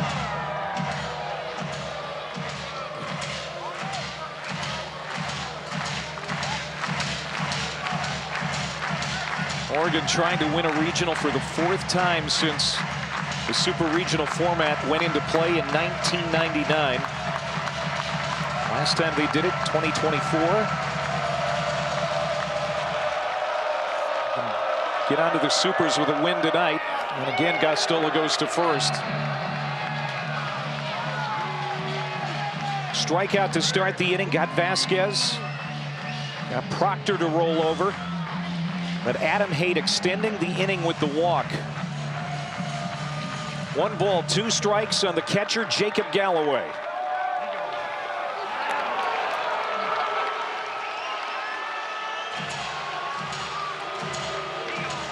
If this was up the street a little bit at Oregon State, he'd be hearing it from the crowd right now. Oh boy, they'd be chewing on Gostola for sure.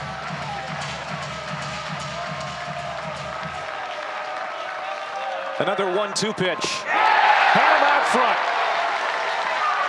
And the inning is over. Miles Gostola playing to the crowd. 6 innings in the book in Eugene. This is actually exactly what we wanted, folks. We couldn't have asked for anything better than this. Tied at 1, heading to the 7th in the regional final. First ever meeting between these 2 storied programs that occupy the same state. That's about all they share. And if Oregon can wrap it up here tonight, they'll be heading to Austin, Texas. Oregon State wants to see the Ducks again tomorrow night. So here we are in the 7th inning. It is Berkeley Mabius, the catcher, leading it off for Oregon. 0-for-2 with a strikeout. And Isaac Yeager, he's got an inning and a third so far, and he has been perfect. 3 strikeouts, no runs, no hits.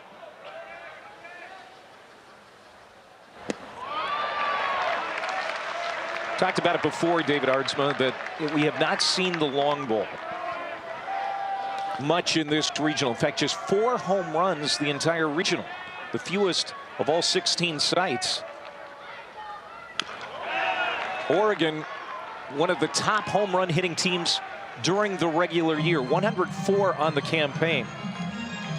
And it's just it's interesting. It's eerily interesting that we haven't seen the long ball much.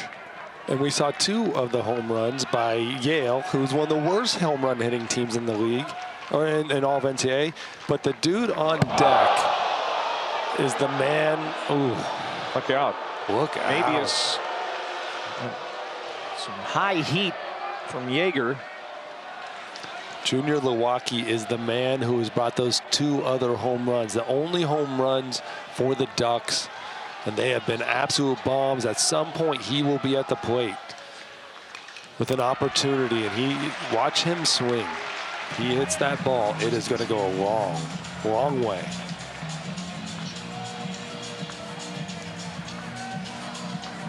So we got 3-2 to the leadoff man, Mabius. Junior Lewacki, there he is, lurking on deck. Down and in, walked him.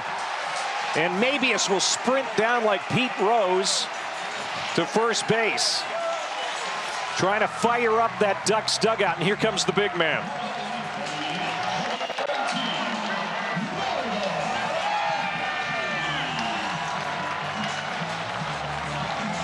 Earlier this year, Junior Lewacki hit a ball just shy of 500 feet in a Big Ten game at Illinois. Hit one 450 feet here 2 nights ago. Swings out of his shoes for strike 1.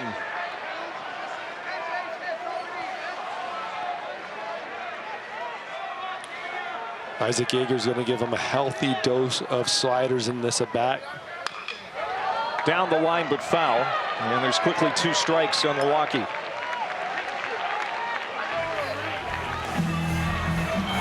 This was 2 nights ago against Yale.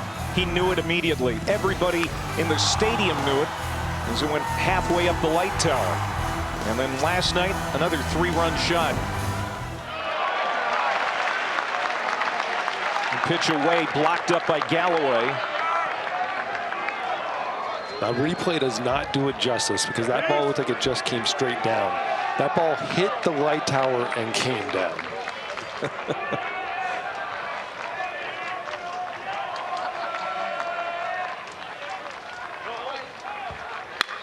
Smash to left. What a diving grab by Proctor. They won't get the double play, but Josh Proctor just robbed Milwaukee of extra bases. Josh Proctor coming up huge, laying completely out for that ball. Line drive. Junior Milwaukee got every little bit of it. Hit it down. And the left fielder, man, Proctor laying out completely for it. Amazing catch. And if he misses it, that is extra bases and a run for the Oregon Ducks. Wow.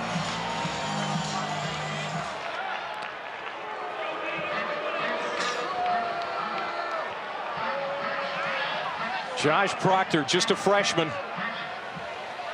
His dad, Murph, played at USC, and in the minors, he's essentially the son of a coach. And man, he has some instincts. Got a great jump on that ball for the first out. And now here's Maddox Maloney with one down and maybe is still at first base. That was a potential momentum changer. And Proctor takes an extra base hit away from Junior.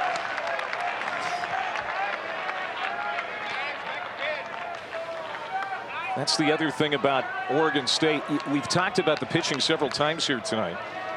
Nation's best ERA, but also the nation's best fielding percentage. Comebacker, bouncing ball, sees it into center field.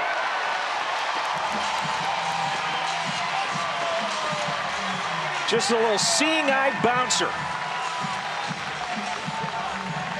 Singer and Inge converge, but it's an infield hit for Maloney. 2 on, 1 out, and here comes Jimenez. Seeing-eye bouncer just past the pitcher. Yeager tries to turn around and makes a play on it. No real play for Singer, no play for Inge. Again, you hit a line drive, absolute missile to the left field, and then you hit a little chopper up the middle and you get the hit. The line drive's an out, chopper's a hit. So the infield will come together around Isaac Yeager.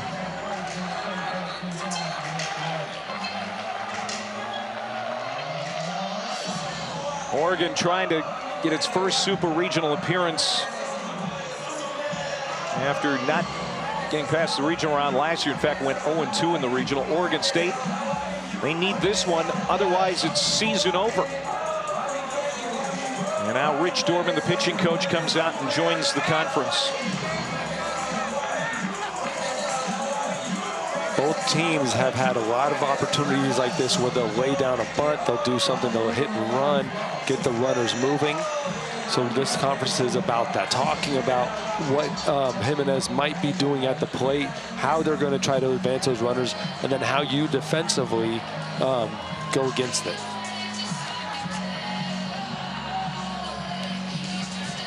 So a little reset here for Isaac Yeager, the big right-hander, as the Ducks have mounted their biggest threat since the third inning when they scored their only run. And here's Jimenez, who's 0 for 2 with a strikeout, 2 for 8 in the regional. He'll hack at the first pitch and come up empty. Each team 1 run on 5 hits. This thing is tighter than a tick, and again, exactly what the fans were expecting here tonight. Fastball misses downstairs. 1-1. One thing to keep in mind too, Yeager's pitch count is getting up to 31 pitches, 32 pitches. He did throw 13 yesterday, or 15 yesterday. Guarantee you the Oregon State pitching staff is there that as well.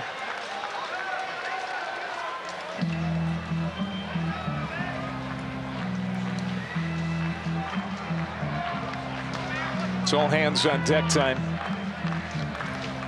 All face paint on FaceTime as well. That was Ethan Kleinschmidt, the starter from 2 nights ago. Again, I think everybody on the pitching staff, if they've had enough rest, game on. They have enough Season's guys on to the cover line. tonight, without a doubt. They have enough guys to cover tonight. But yes, you have to have that mindset. If you have an arm and you can hold a ball, be ready to pitch. Yeager delivers and misses downstairs. This is a full count as Jimenez, the good at bat here. Just by the body language, you can see Yeager appears to be running out of steam. 2 on, 1 out here in the 7th. Nearly hit him. Base is full of Ducks.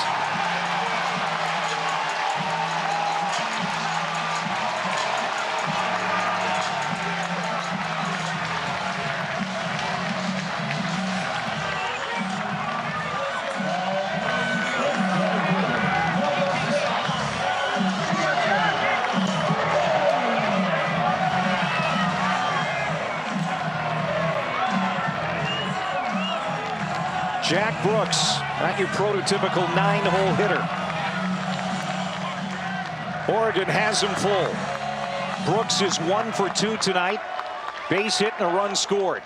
And it's outside. 2 walks this inning for Yeager. Like you said, he's starting to look like he's losing it a little bit, and Rich Dorman is making his way to the mound.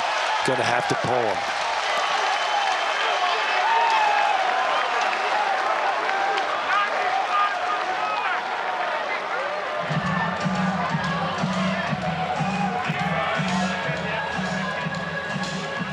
Wyatt Queen was the starter in this ballgame and was dominant at times. Came out after 4 2/3. It's been Yeager since. He has kept Oregon off the board, but he is going to leave them loaded for the bullpen. Albert Robles and all that hair coming to the mound. These teams have been meeting in baseball for 120 years, but this is the first time in an NCAA tournament setting. Oregon trying to win tonight, wrap up the regional and get onto the supers. Oregon State trying to force another game in this regional. And now they're turning it over to the bullpen. Albert Robles, senior right-hander, among the national leaders in saves. Transferred in this year from Long Beach State, and he's been outstanding. Been outstanding. 17 hits over the course of the year, 29 innings, 155, tied for the most saves in the nation. See there, 52 strikeouts. This guy comes in with the strikeout stuff immediately. Hair will be flowing, arms gonna be well over his head, and he's got some of the best pure stuff in the nation. Comes into a mess, bases loaded.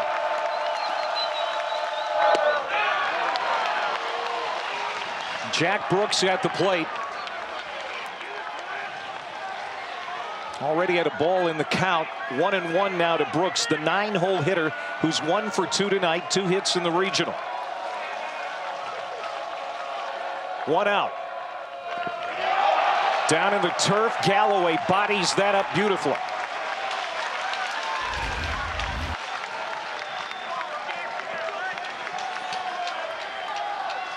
Galloway, man, he is one of the best in the country, and that is, you see it.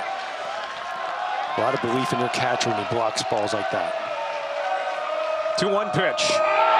Inside, 3-1, no place to put him. And the top of the order, Ryan Cooney on deck.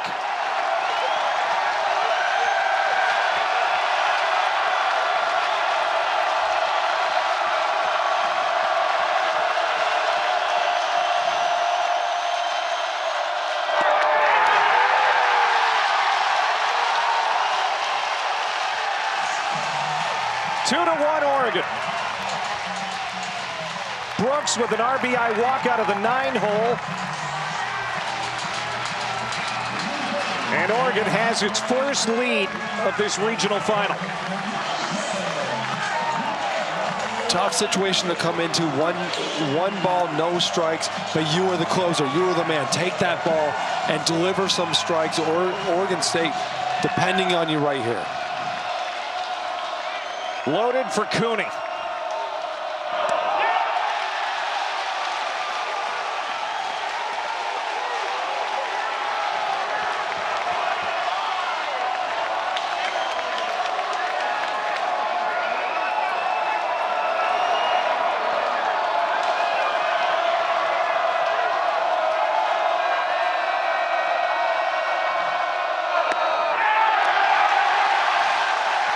This is why you host. Absolutely. This is why you want to host.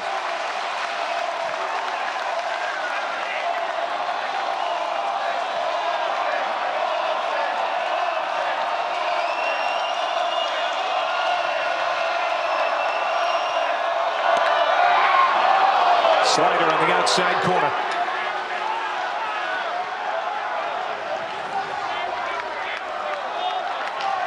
Ryan Cooney 0 for 3, struck out his last time up in the 5th. Bases loaded, 1 out. 3-1. And Angelaya, the freshman, who has set the home run record for rookies in Oregon history, ready to hit next.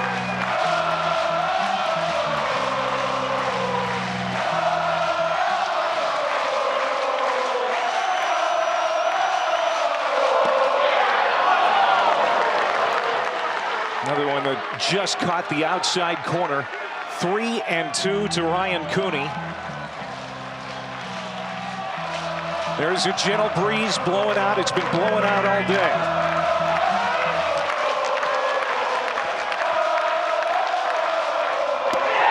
Ball 4. It's 3-1.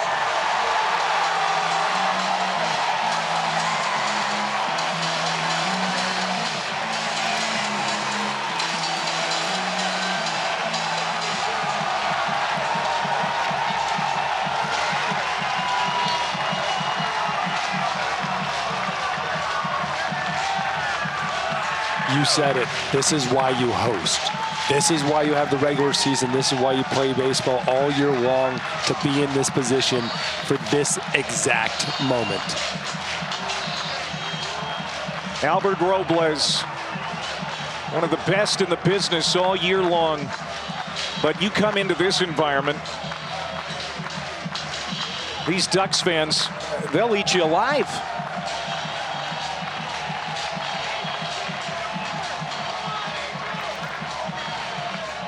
Four straight Oregon batters have reached base. The offense has come alive late in ball games here in the regional. Against Yale, Washington State. A couple runs here in the 7th tonight, and they're not done.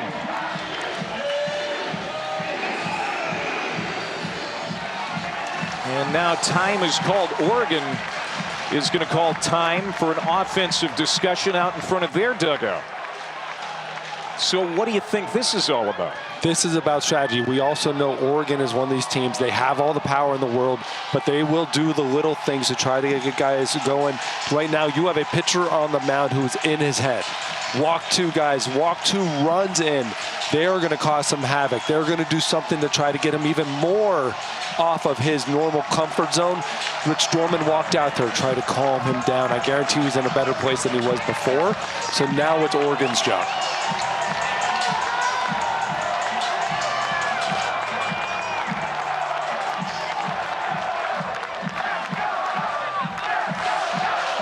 Zach Edwards warming up for Oregon State. Albert Robles just trying to survive here in the 7th. Oregon has taken a 2-run lead. Bases still loaded, still just 1 out. Angelaya, the hot shot freshman at the plate for the Ducks. Check swing. He went. Big breaking ball for Albert Robles. You've seen that, him going to the breaking ball when he's behind the count, or even to start the count here. A lot of trust in it. He's a big fastball guy, uses fastball a lot. But in these tight moments, he's been going to that breaking ball. Checked again, and he went again. 2 strikes as Robles tries to get this thing back on track.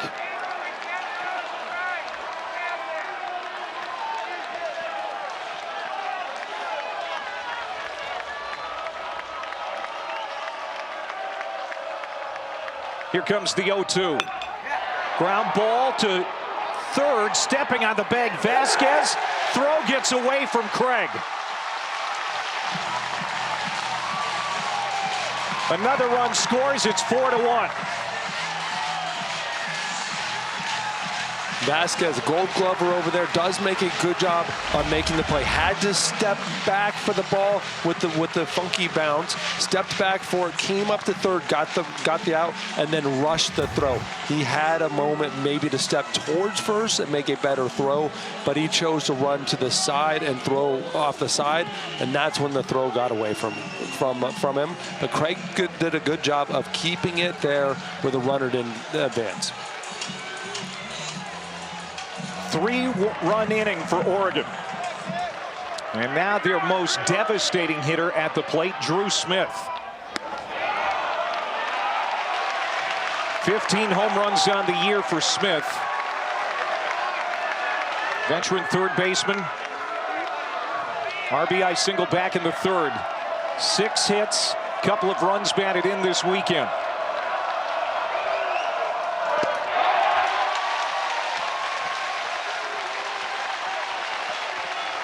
Now the lead is 3, but remember, Oregon State is actually the home team.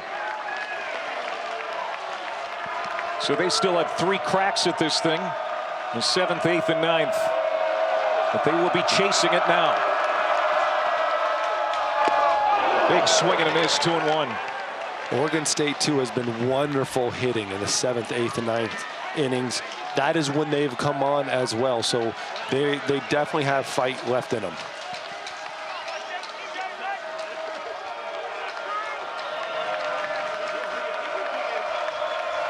2-1 pitch. And now 2-2.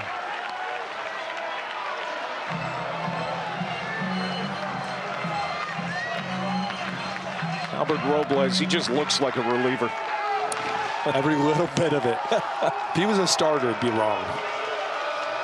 2 balls, 2 strikes to Smith. Got him. And the inning is finally over for Oregon State. But the Ducks get this fan base riled up. They scored 3 times in the top of the 7th and now lead it 4-1. What an atmosphere here in Eugene, Oregon tonight. One of the prettiest parts of the country, and we've had great weather here in Eugene the last few days. It rained a little bit on Friday, but not enough to disturb the schedule. And the fans have been treated to great baseball, especially the Oregon fans. Fired up about that 3-run 7th as they give the lead now to Luke Morgan, who comes out of the bullpen for the Ducks. First reliever we've seen coming out of the bullpen for the Ducks. See their 5.4 ERA, 23 innings pitched, 27 strikeouts, 9 walks, so there's a little bit of a propensity to walk some guys, but again, just like everybody coming out of the bullpen here, strikeouts are their game. You're going to see about 91, 92 miles an hour fastball and a lot of curveballs, really just those 2 pitches. And he's facing Jacob Craig out of the 8-hole to start the inning. So Miles Gastola goes 6 innings, allows 1 run, 5 hits. Did walk 3, but had 8 strikeouts before his night came to an end. Just the kind of start you need in a situation like this. And Miles Gastola gave it to the Ducks.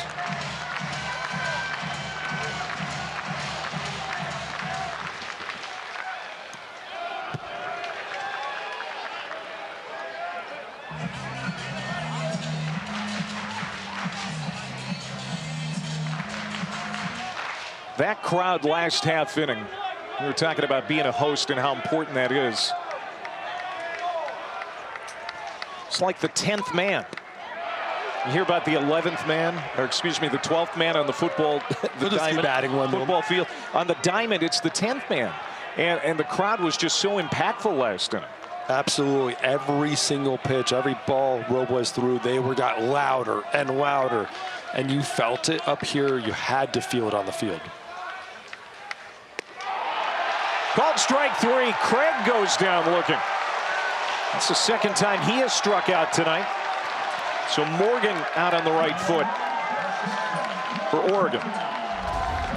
Again, fastballs and curveballs. Big curveballs here by Morgan. It's got a lot of movement, a lot of spin on it, and it's hard to sit in there and just be comfortable with it.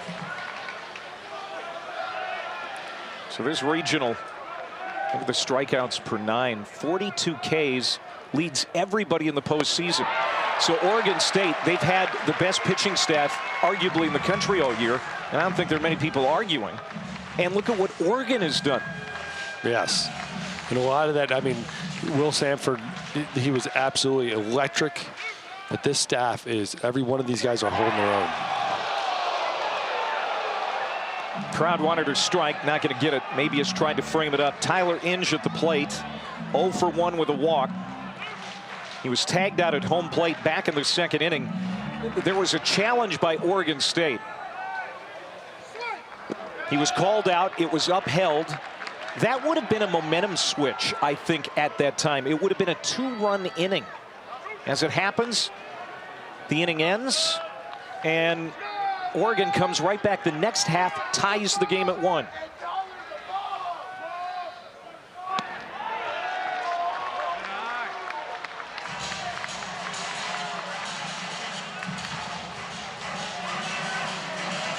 A little pressure now on Oregon State, down 3. Game's getting long in the tooth. Their season on the line. And now full count. 66% of regional hosts have advanced to the Super Regionals since 1999. That's when the Super Regional format came into play. So that already boded well for Oregon. And a called strike 3. Back-to-back strikeouts looking. Absolutely perfectly well executed fastball, 93 miles an hour, and the outside corner, perfect. Absolutely perfect pitch. You're seeing it throw it, big breaking balls, and then following it up with this electric fastball. Wow.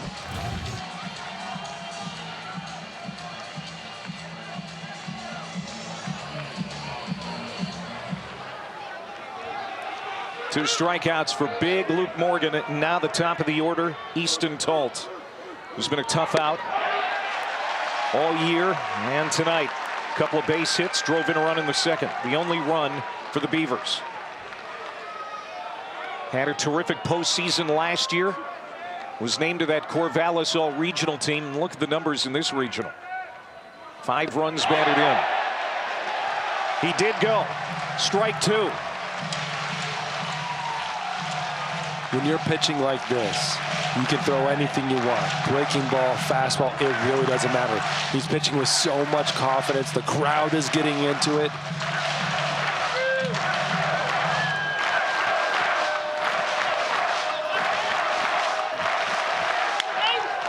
Line down the line, and that's going to be a base hit. It's going to run all the way to the wall. On his way to second, standing up is Easton Talt. I'll tell you what, he is a spark plug at the top of the order. 2-out base knock for Easton Talt. That is his second 2-out hit tonight. Third hit of the evening for him. He has been a spark plug for this offense all tournament.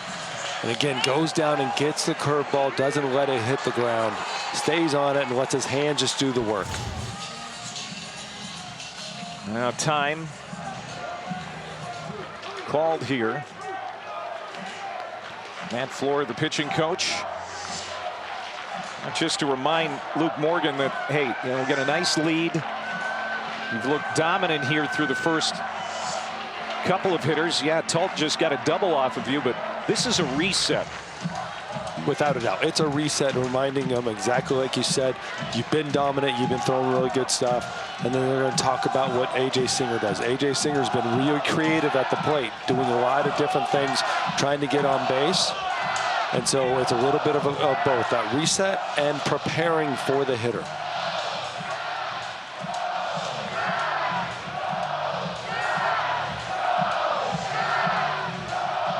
So Flora will head back to the dugout. First year as the pitching coach. Came over from San Diego.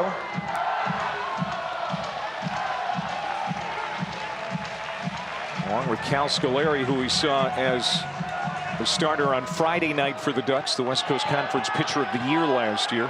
Kind of a package deal for the Ducks. All right, so a man on, 2 outs, and here's A.J. Singer.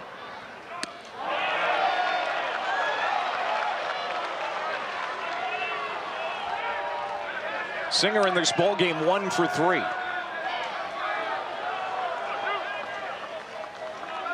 Senior leads the team in runs batted in. Beavers could use one now. Off-speed pitch catches the inside corner. There's activity in the Oregon bullpen. Morgan would like to get through the 7th here without a pitching change. Comes right at Singer, and it's fouled off. Now it's 1-2.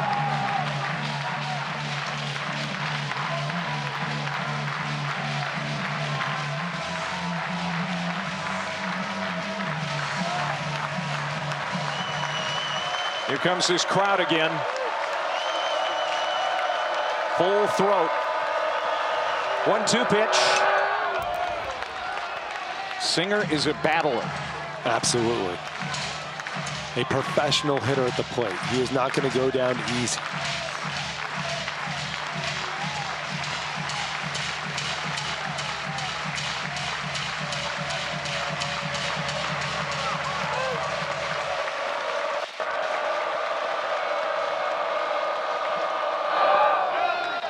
Blocked. Mabius keeps it in front.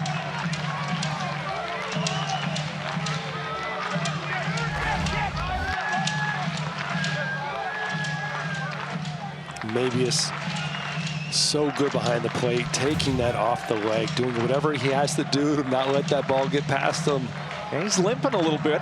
The umpire, you can see Mike Lusky ask him, "You all right, kid?" He said, "Let's keep going here." He'll feel good after the win.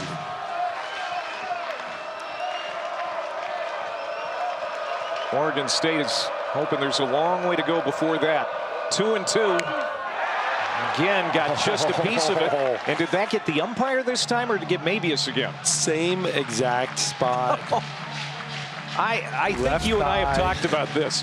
Why kids decide they want to catch is beyond me. I have no idea. Oh, mercy. Right in that left thigh. 2 times in a row. Can we make it 3? Well, he's smiling, so that's a good sign. I think the umpire, Mike Lusky, just probably told him a good joke. Let him try to laugh it off. 1 on, 2 out. 2-2 pitch. Long at bat here for A.J. Singer.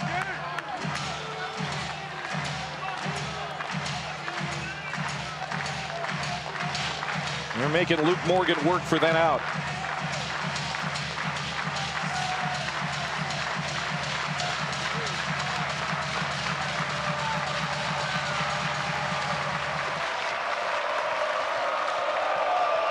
Pitch number 8 to Singer.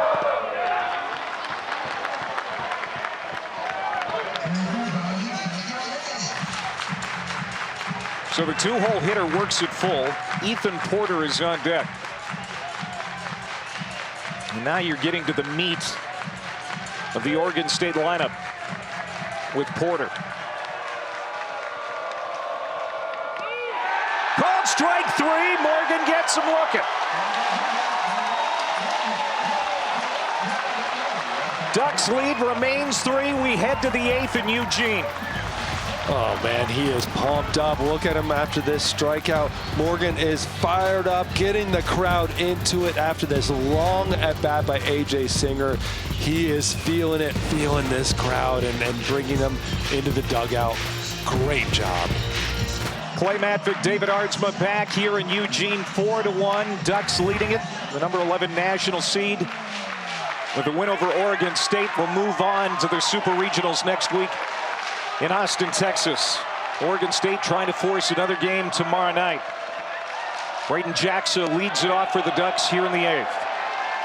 4, 5, and 6 for Oregon. Robles staying in the game.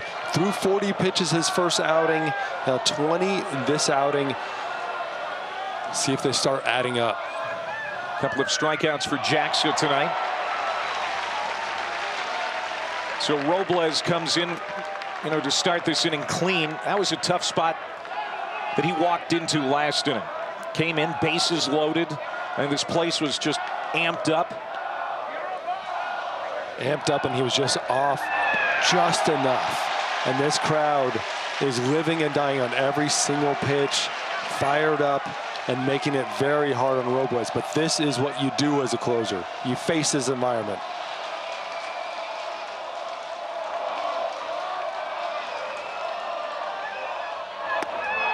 There's a strike, 3-1.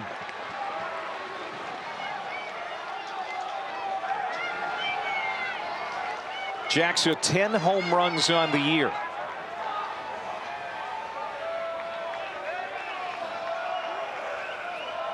Three and one to the freshman. Chops it to third. That's a fair ball. Vasquez, long throw, not in time. Good stretch by Craig, made it close, but Jackson, with those long levers, gets down the line and beats it out. Great play by the third baseman Vasquez. We talked about his defense. Amazing play, step back, throws, uses the turf to try to get it over there a little faster. But Jackson, that huge 6'6" frame, reaching and just beating it out. First hit tonight for Jackson. And his fourth hit of the regional. And now here's Berkeley Mabius, who's probably still a little nicked up from that last half inning defensively behind home plate. Took a couple of shots off the body. Walked and scored a run in the seventh. It was the go-ahead run at the time. Still is. Morgan tacking on two more. And to see how comfortable Oregon is with this 3-run lead. If they try to get a bunt down, try to get the runner over to second base somehow.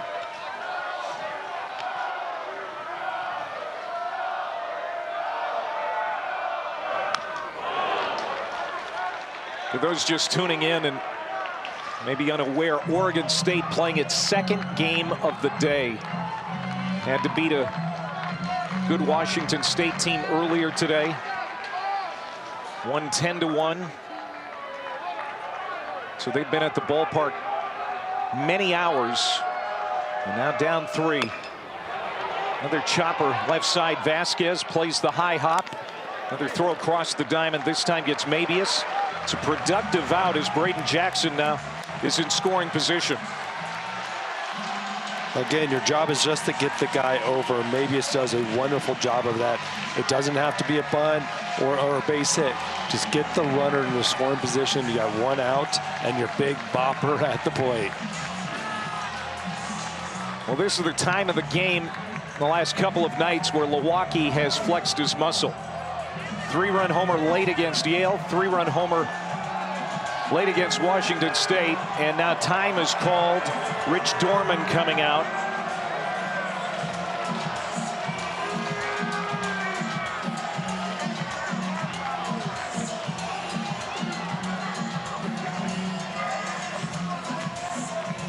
They are going to make the call to the bullpen. Want a different matchup for Milwaukee. And you got a guy that can hit balls close to 500 feet coming up. They want the right matchup. And Zach Edwards is making his way to the mound out of the Oregon State bullpen. 4-1 Oregon. Man on here in the 8th. We step aside. The last couple of nights, Junior Milwaukee didn't decide the game, but he put the game on ice. 3-run homer against Yale, 3-run homer last night against Washington State. And now he comes up in a very similar situation. It's already 4-1 Oregon, but he could really take the air out of the Beavers right here. He could kill them with a blast, and this is what he's done against Yale. He did it against Washington State. We're in this moment, this exact spot. And has he come up big twice in a row? Can he do it a third time? He just smoked a ball to left field his last time up in the 7th inning. Josh Proctor made a phenomenal catch. Only has 2 hits in this regional, but they've been memorable. And the new pitcher, Zach Edwards. And a couple of alpha males going head-to-head here. Zach Edwards, a 6'2", 230 sophomore. 6 ERA this year, 17 games, 24 innings pitched, and 35 strikeouts. Oh, they got the runner hung up. Edwards to second, out. Jackson hung up. Edwards spots him and throws him out at second base. Jackson trying to get to third base, trying to cheat over there, and just went a little early, thinking Edwards wasn't paying attention. And he looked at him right at the perfect spot, steps off, and gets the out. Good job by the pitcher. 2 down now, and the base is empty.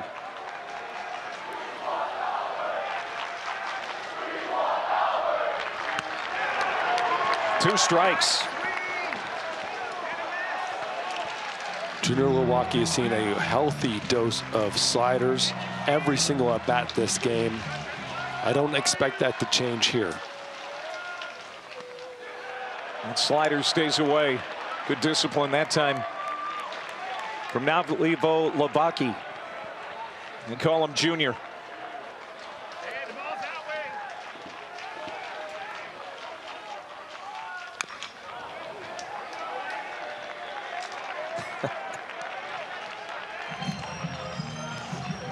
Well, that pickoff could be extremely important. 2 down. Zach Edwards out of the bullpen trying to get out of the inning.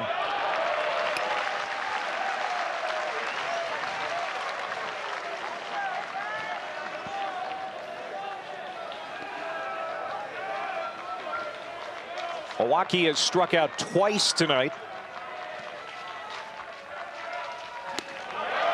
Another slider away, 3-2.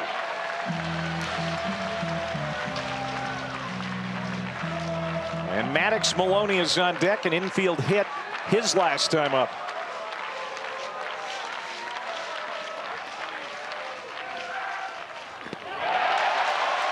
Milwaukee is aboard. Lets him get away, was ahead of the count, and then every pitch after that just overthrowing. Those sliders were middle away and letting him just slide off the plate. Every pitch after that was well out of the zone. No pitches close enough for Junior to even attempt at. So this is the shortstop Maloney, 12 homers on the year. Has 2 hits tonight. Goes to the right side. Singer is there. The throw in time. What a play for A.J. Singer. Covered a lot of ground to his left, threw across his body to get Maloney and end the threat. Really good start tonight for Miles Gostola. 98 pitches, 6 innings, 1 earned run tonight. Walked a couple, 8 strikeouts. Exactly what you want from your number 3 arm in a big game like this. A game that, if you win it, you're on to the Super Regional round. Huge game. And again, as a number 3 starter, a lot of times you don't have opportunities like this to step up on huge moments, and he absolutely did. Again, just scattering those 8 base runners and not really letting anything get going. Tanner Bradley on for the 2nd time in 2 nights. Luke Morgan was in there for 1 inning and was really good. 3 strikeouts. And now Bradley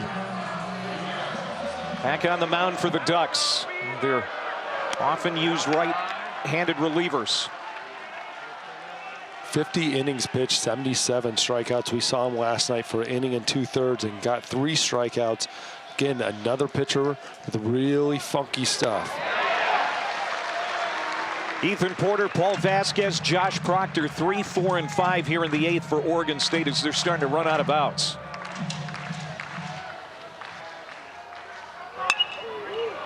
To the first baseman, Jackson knocks it down, steps on the bag, and Porter is retired.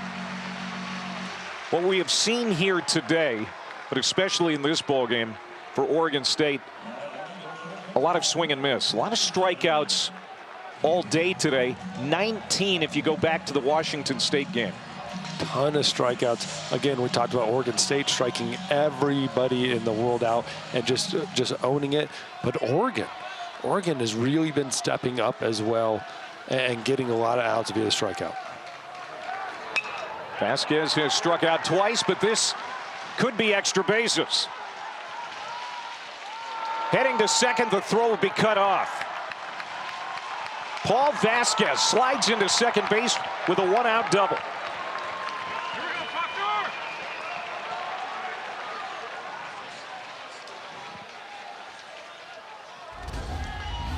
Vasquez giving us exactly what Oregon State needs. A base runner, got the quick out with Ethan Porter, and now he's standing on second base with an opportunity for Oregon State to cause some damage and get right back in this ball game.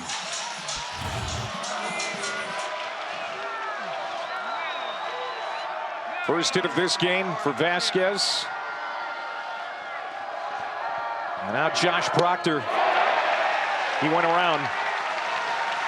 Proctor with that excellent catch in left field earlier tonight. Quiet at the plate, though, in this game. He's 0 for 3. That is the third double tonight for Oregon State. The other hits all singles.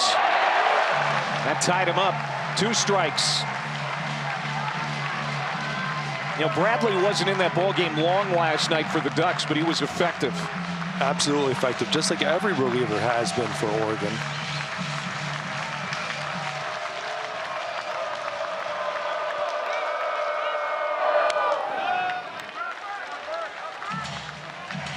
Mabius with the diving catch. Almost went to the backstop.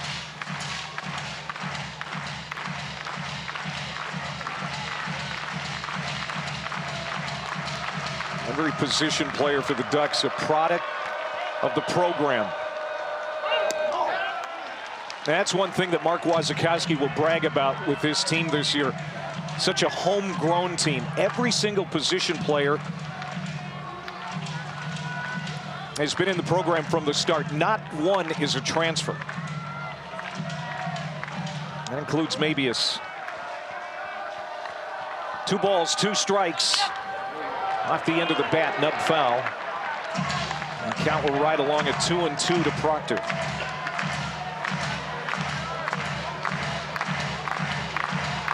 That is very unusual for college baseball these days. Most teams build their entire squad around portal players.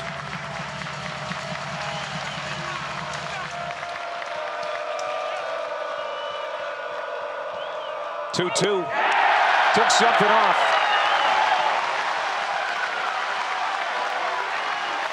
Tanner Bradley puts down Josh Proctor for their second out. Tanner Bradley really effective against right-handed hitters. They swing and miss a lot. You see him going to his changeup. Right on right changeup is very hard to throw, especially from that arm slot, and he was able to execute perfectly. Adam Haight, 2 for 2 tonight for Oregon State. Haight has been a problem for Oregon tonight. 2 for 2 with a double, single, and a walk. He has been a big part of this offense. 6 hits in the regional. Half-hearted swing, and now it's 0-2.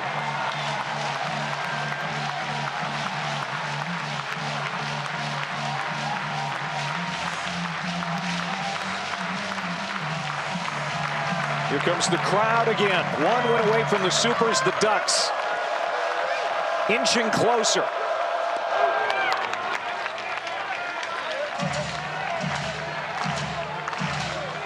Third night in a row with a sellout, standing room only, parking lot. It's going to take 3 hours to get back to downtown Eugene tonight.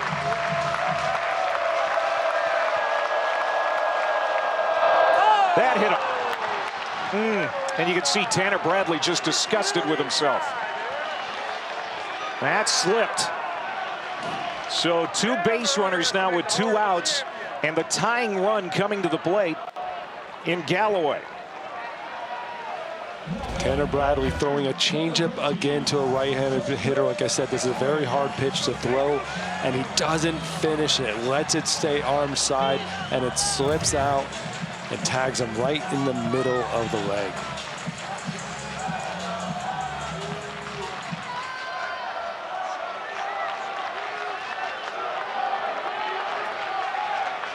Galloway is 0 for 2.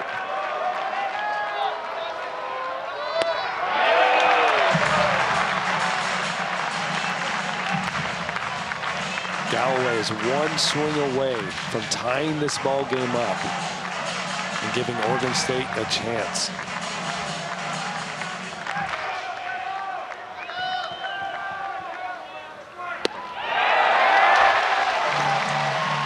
Galloway was all Pac-12 at USC a couple of years ago. Transferred to Texas A&M, but only played in a handful of games last year for the Aggies. Wanted a change of scenery. Boy, has he been a good fit for the Beavers, trying to deliver here.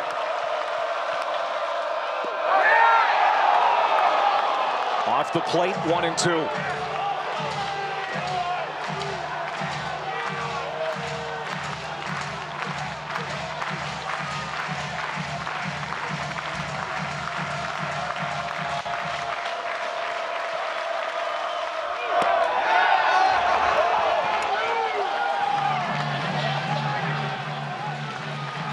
Slider just barely down. Well executed pitch. 2 balls, 2 strikes. 2 on here in the 8th.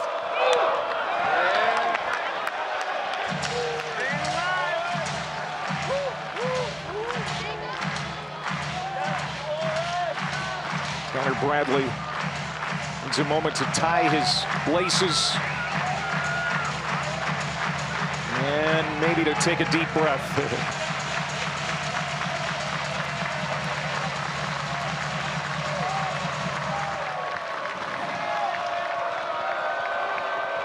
First and second, 2 out. Beavers down 3. Lifted down the line left field. Jimenez gives it a look. He's out of territory.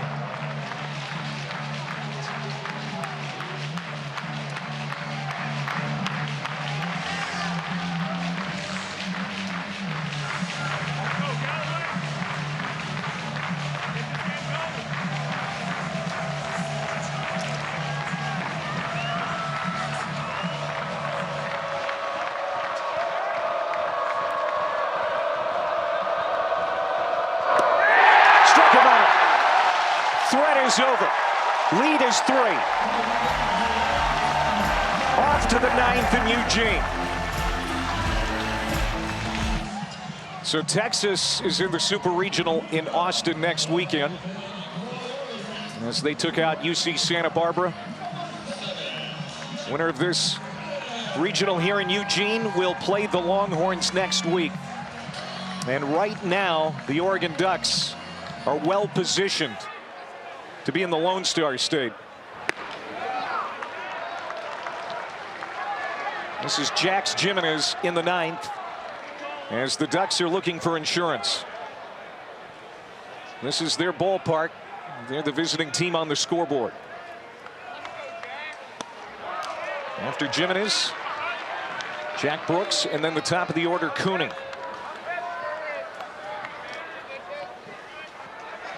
Zach Edwards kept Oregon from scoring anything in the 8th. And now 1-2 on the hitter, Jimenez.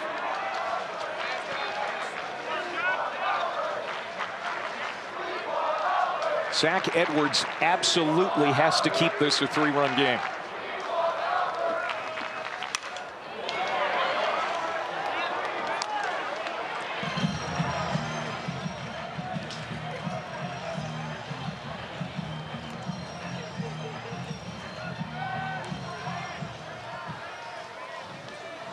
Jimenez a walk and a run scored tonight. It came in that 3-run 7th. That's the difference in this contest. Foul back again.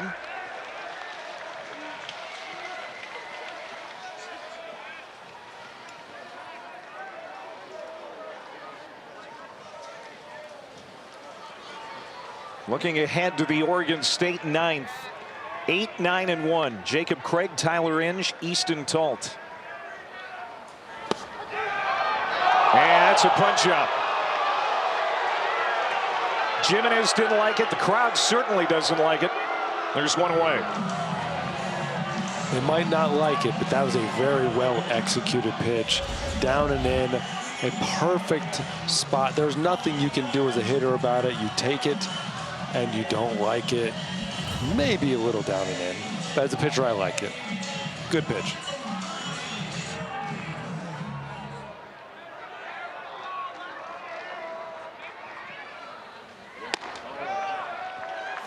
Strike one to Jack Brooks.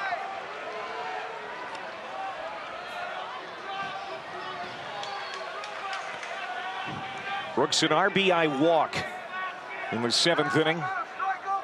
First of 2 in a row. He and Cooney and productive at bats, drawing walks to score 2 runs for Oregon.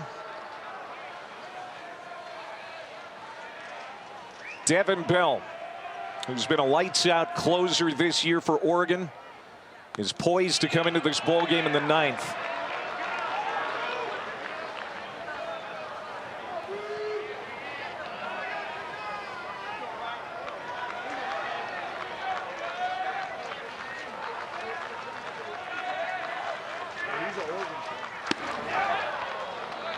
Just off the plate, 2-2 to Jack Brooks.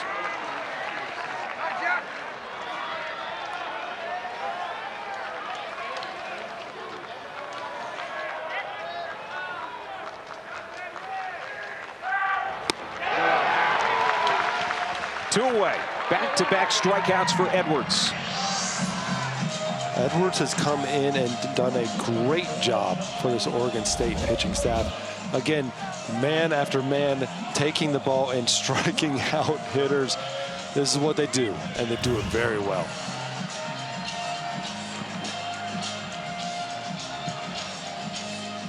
And now he'll face Cooney. 0 for 3.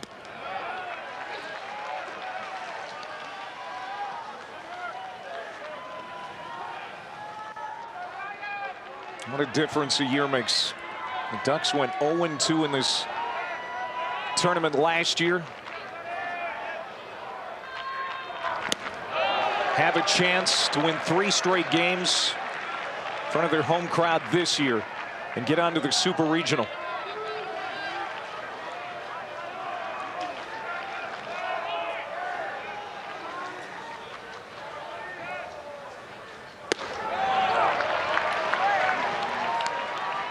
Sixth straight NCAA tournament for Oregon. Longest streak in Ducks baseball history, which was revived. Of course, this program revived in 2009. Back up the middle. And that's going to find its way into center field. 2-out base hit for Cooney. Ducks looking to tack on here in the top of the inning.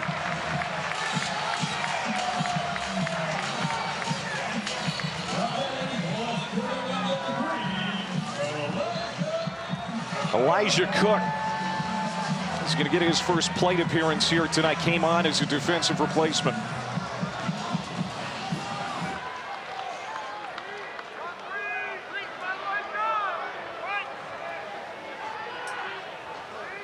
Batting in Angel Laya spotted the order.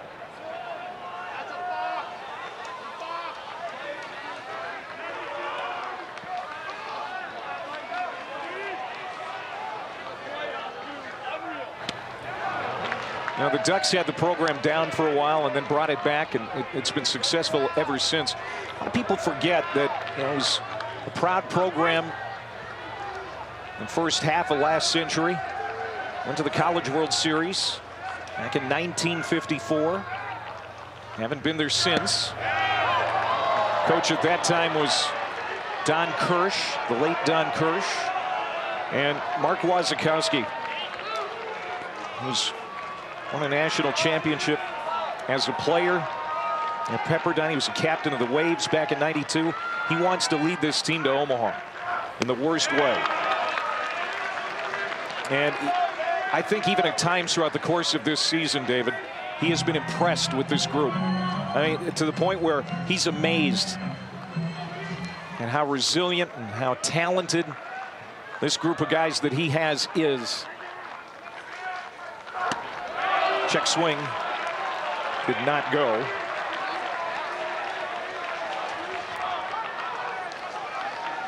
We've seen it on display here this entire regional. From the moment ago, this Ducks team has played together as one unit, and played very well. From pitching staff, defensively, with the bats, they've been able to do it all.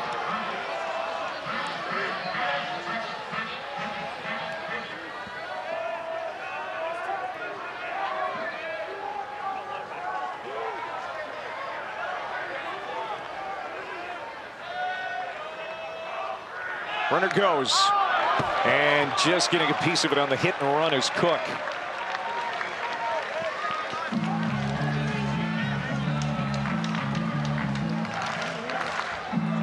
Devin Bell, when he comes into this ball game, he's going to want to work quickly. He's going to want to get this crowd amped up. He's going to want to shut the door in a hurry. Again, runner goes. Pitches a ball, throw down to second. In time, got him, inning over. Cooney is thrown out by Galloway, and the Beavers will be down 3 in the bottom of the 9th. Devin Bell, the closer, coming on.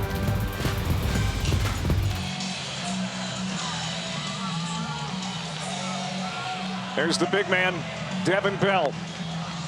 All 6'4" of them. So he comes downhill at you. This will be his 27th appearance, 12 saves on the year. Needs 3 outs to punch a ticket to Texas. The no save is bigger than this one in this situation against this team.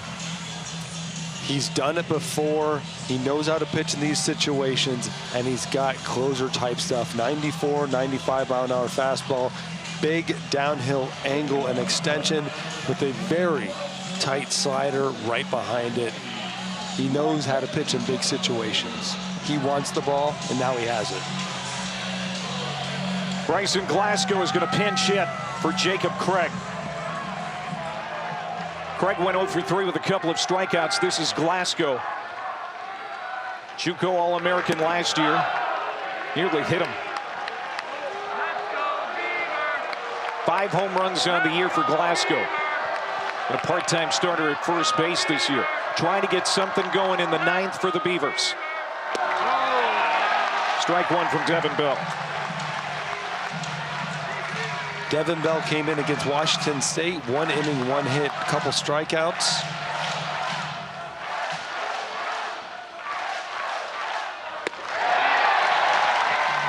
Division II All-American at Western Oregon last year. Has come into this Ducks program and been dynamite at the back end of the bullpen. That stays high, 2-2.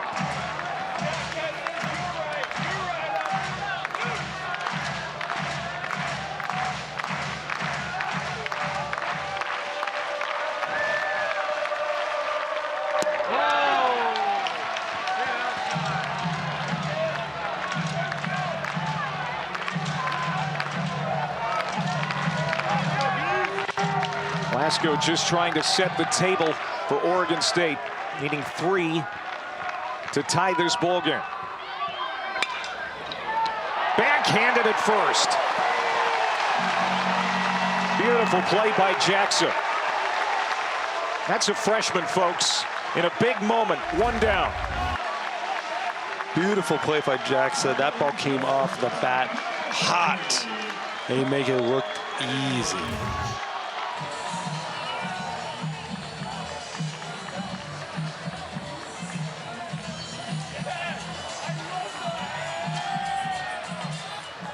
Tyler Inge. 3 hits in the regional.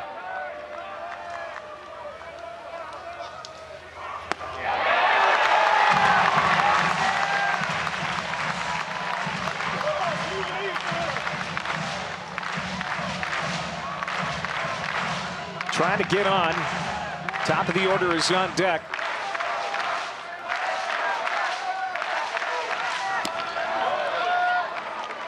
And Easton Talt, especially at the top of the order, he has 3 hits tonight.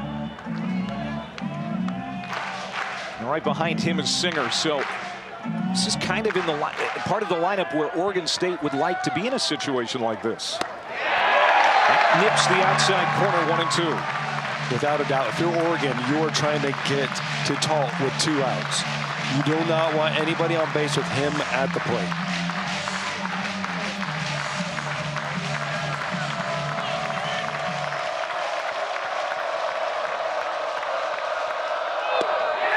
Called strike 3. And now the Beavers are down to their final out.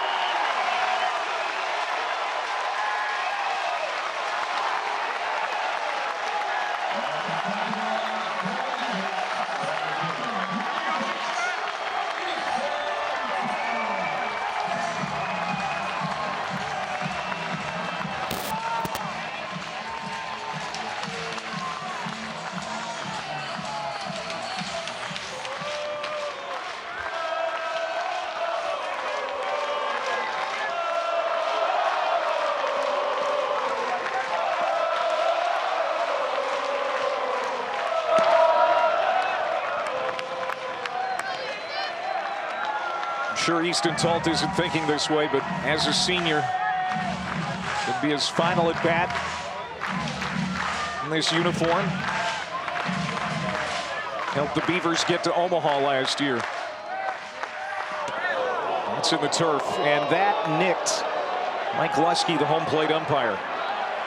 He's going to walk it out. He's going to take a little walk, slow the game down, breathe it a little bit. He's going to ask for a baseball from the dugout to take a little bit extra time.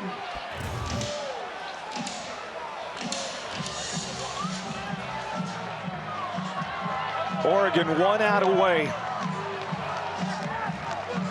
from its 4th Super Regional appearance. Went to the Supers in 12, 23, and 24. 2 balls and no strikes on Easton Talt. Could end the ball game. Jackson to the bag. It's over. The Ducks are going to fly to the Lone Star State and take on the Longhorns this coming week.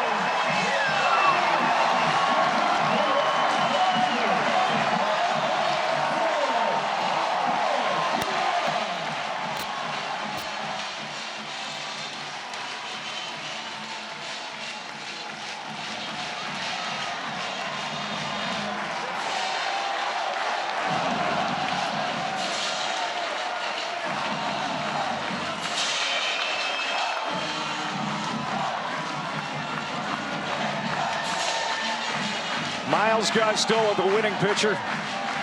Beautiful performance tonight. He's our Capital One rewarding performance. 8 strikeouts in his start. Absolutely dominant, and this entire pitching staff dominant as well. 14 strikeouts, 1 run, and just mixing in 7 hits. Gostola starting the way, the number 3 starter for the Oregon Ducks, and he took on this big situation and just loved it and pitched amazing. Devin Bell will pick up the save. And Oregon is moving on. They will take on the Texas Longhorns in Austin in the Super Regional round, needing just 2 wins to get to Omaha.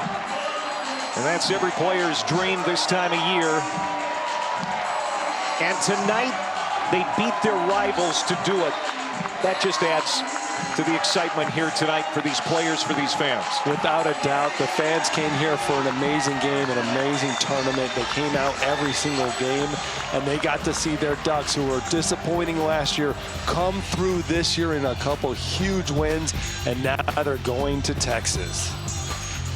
Oregon 4, Oregon State 1. What a weekend it's been in Eugene. For David Artsma and our entire crew, I'm Clay Mathick. We say so long, Oregon, advancing to the Super Regional in Austin next week.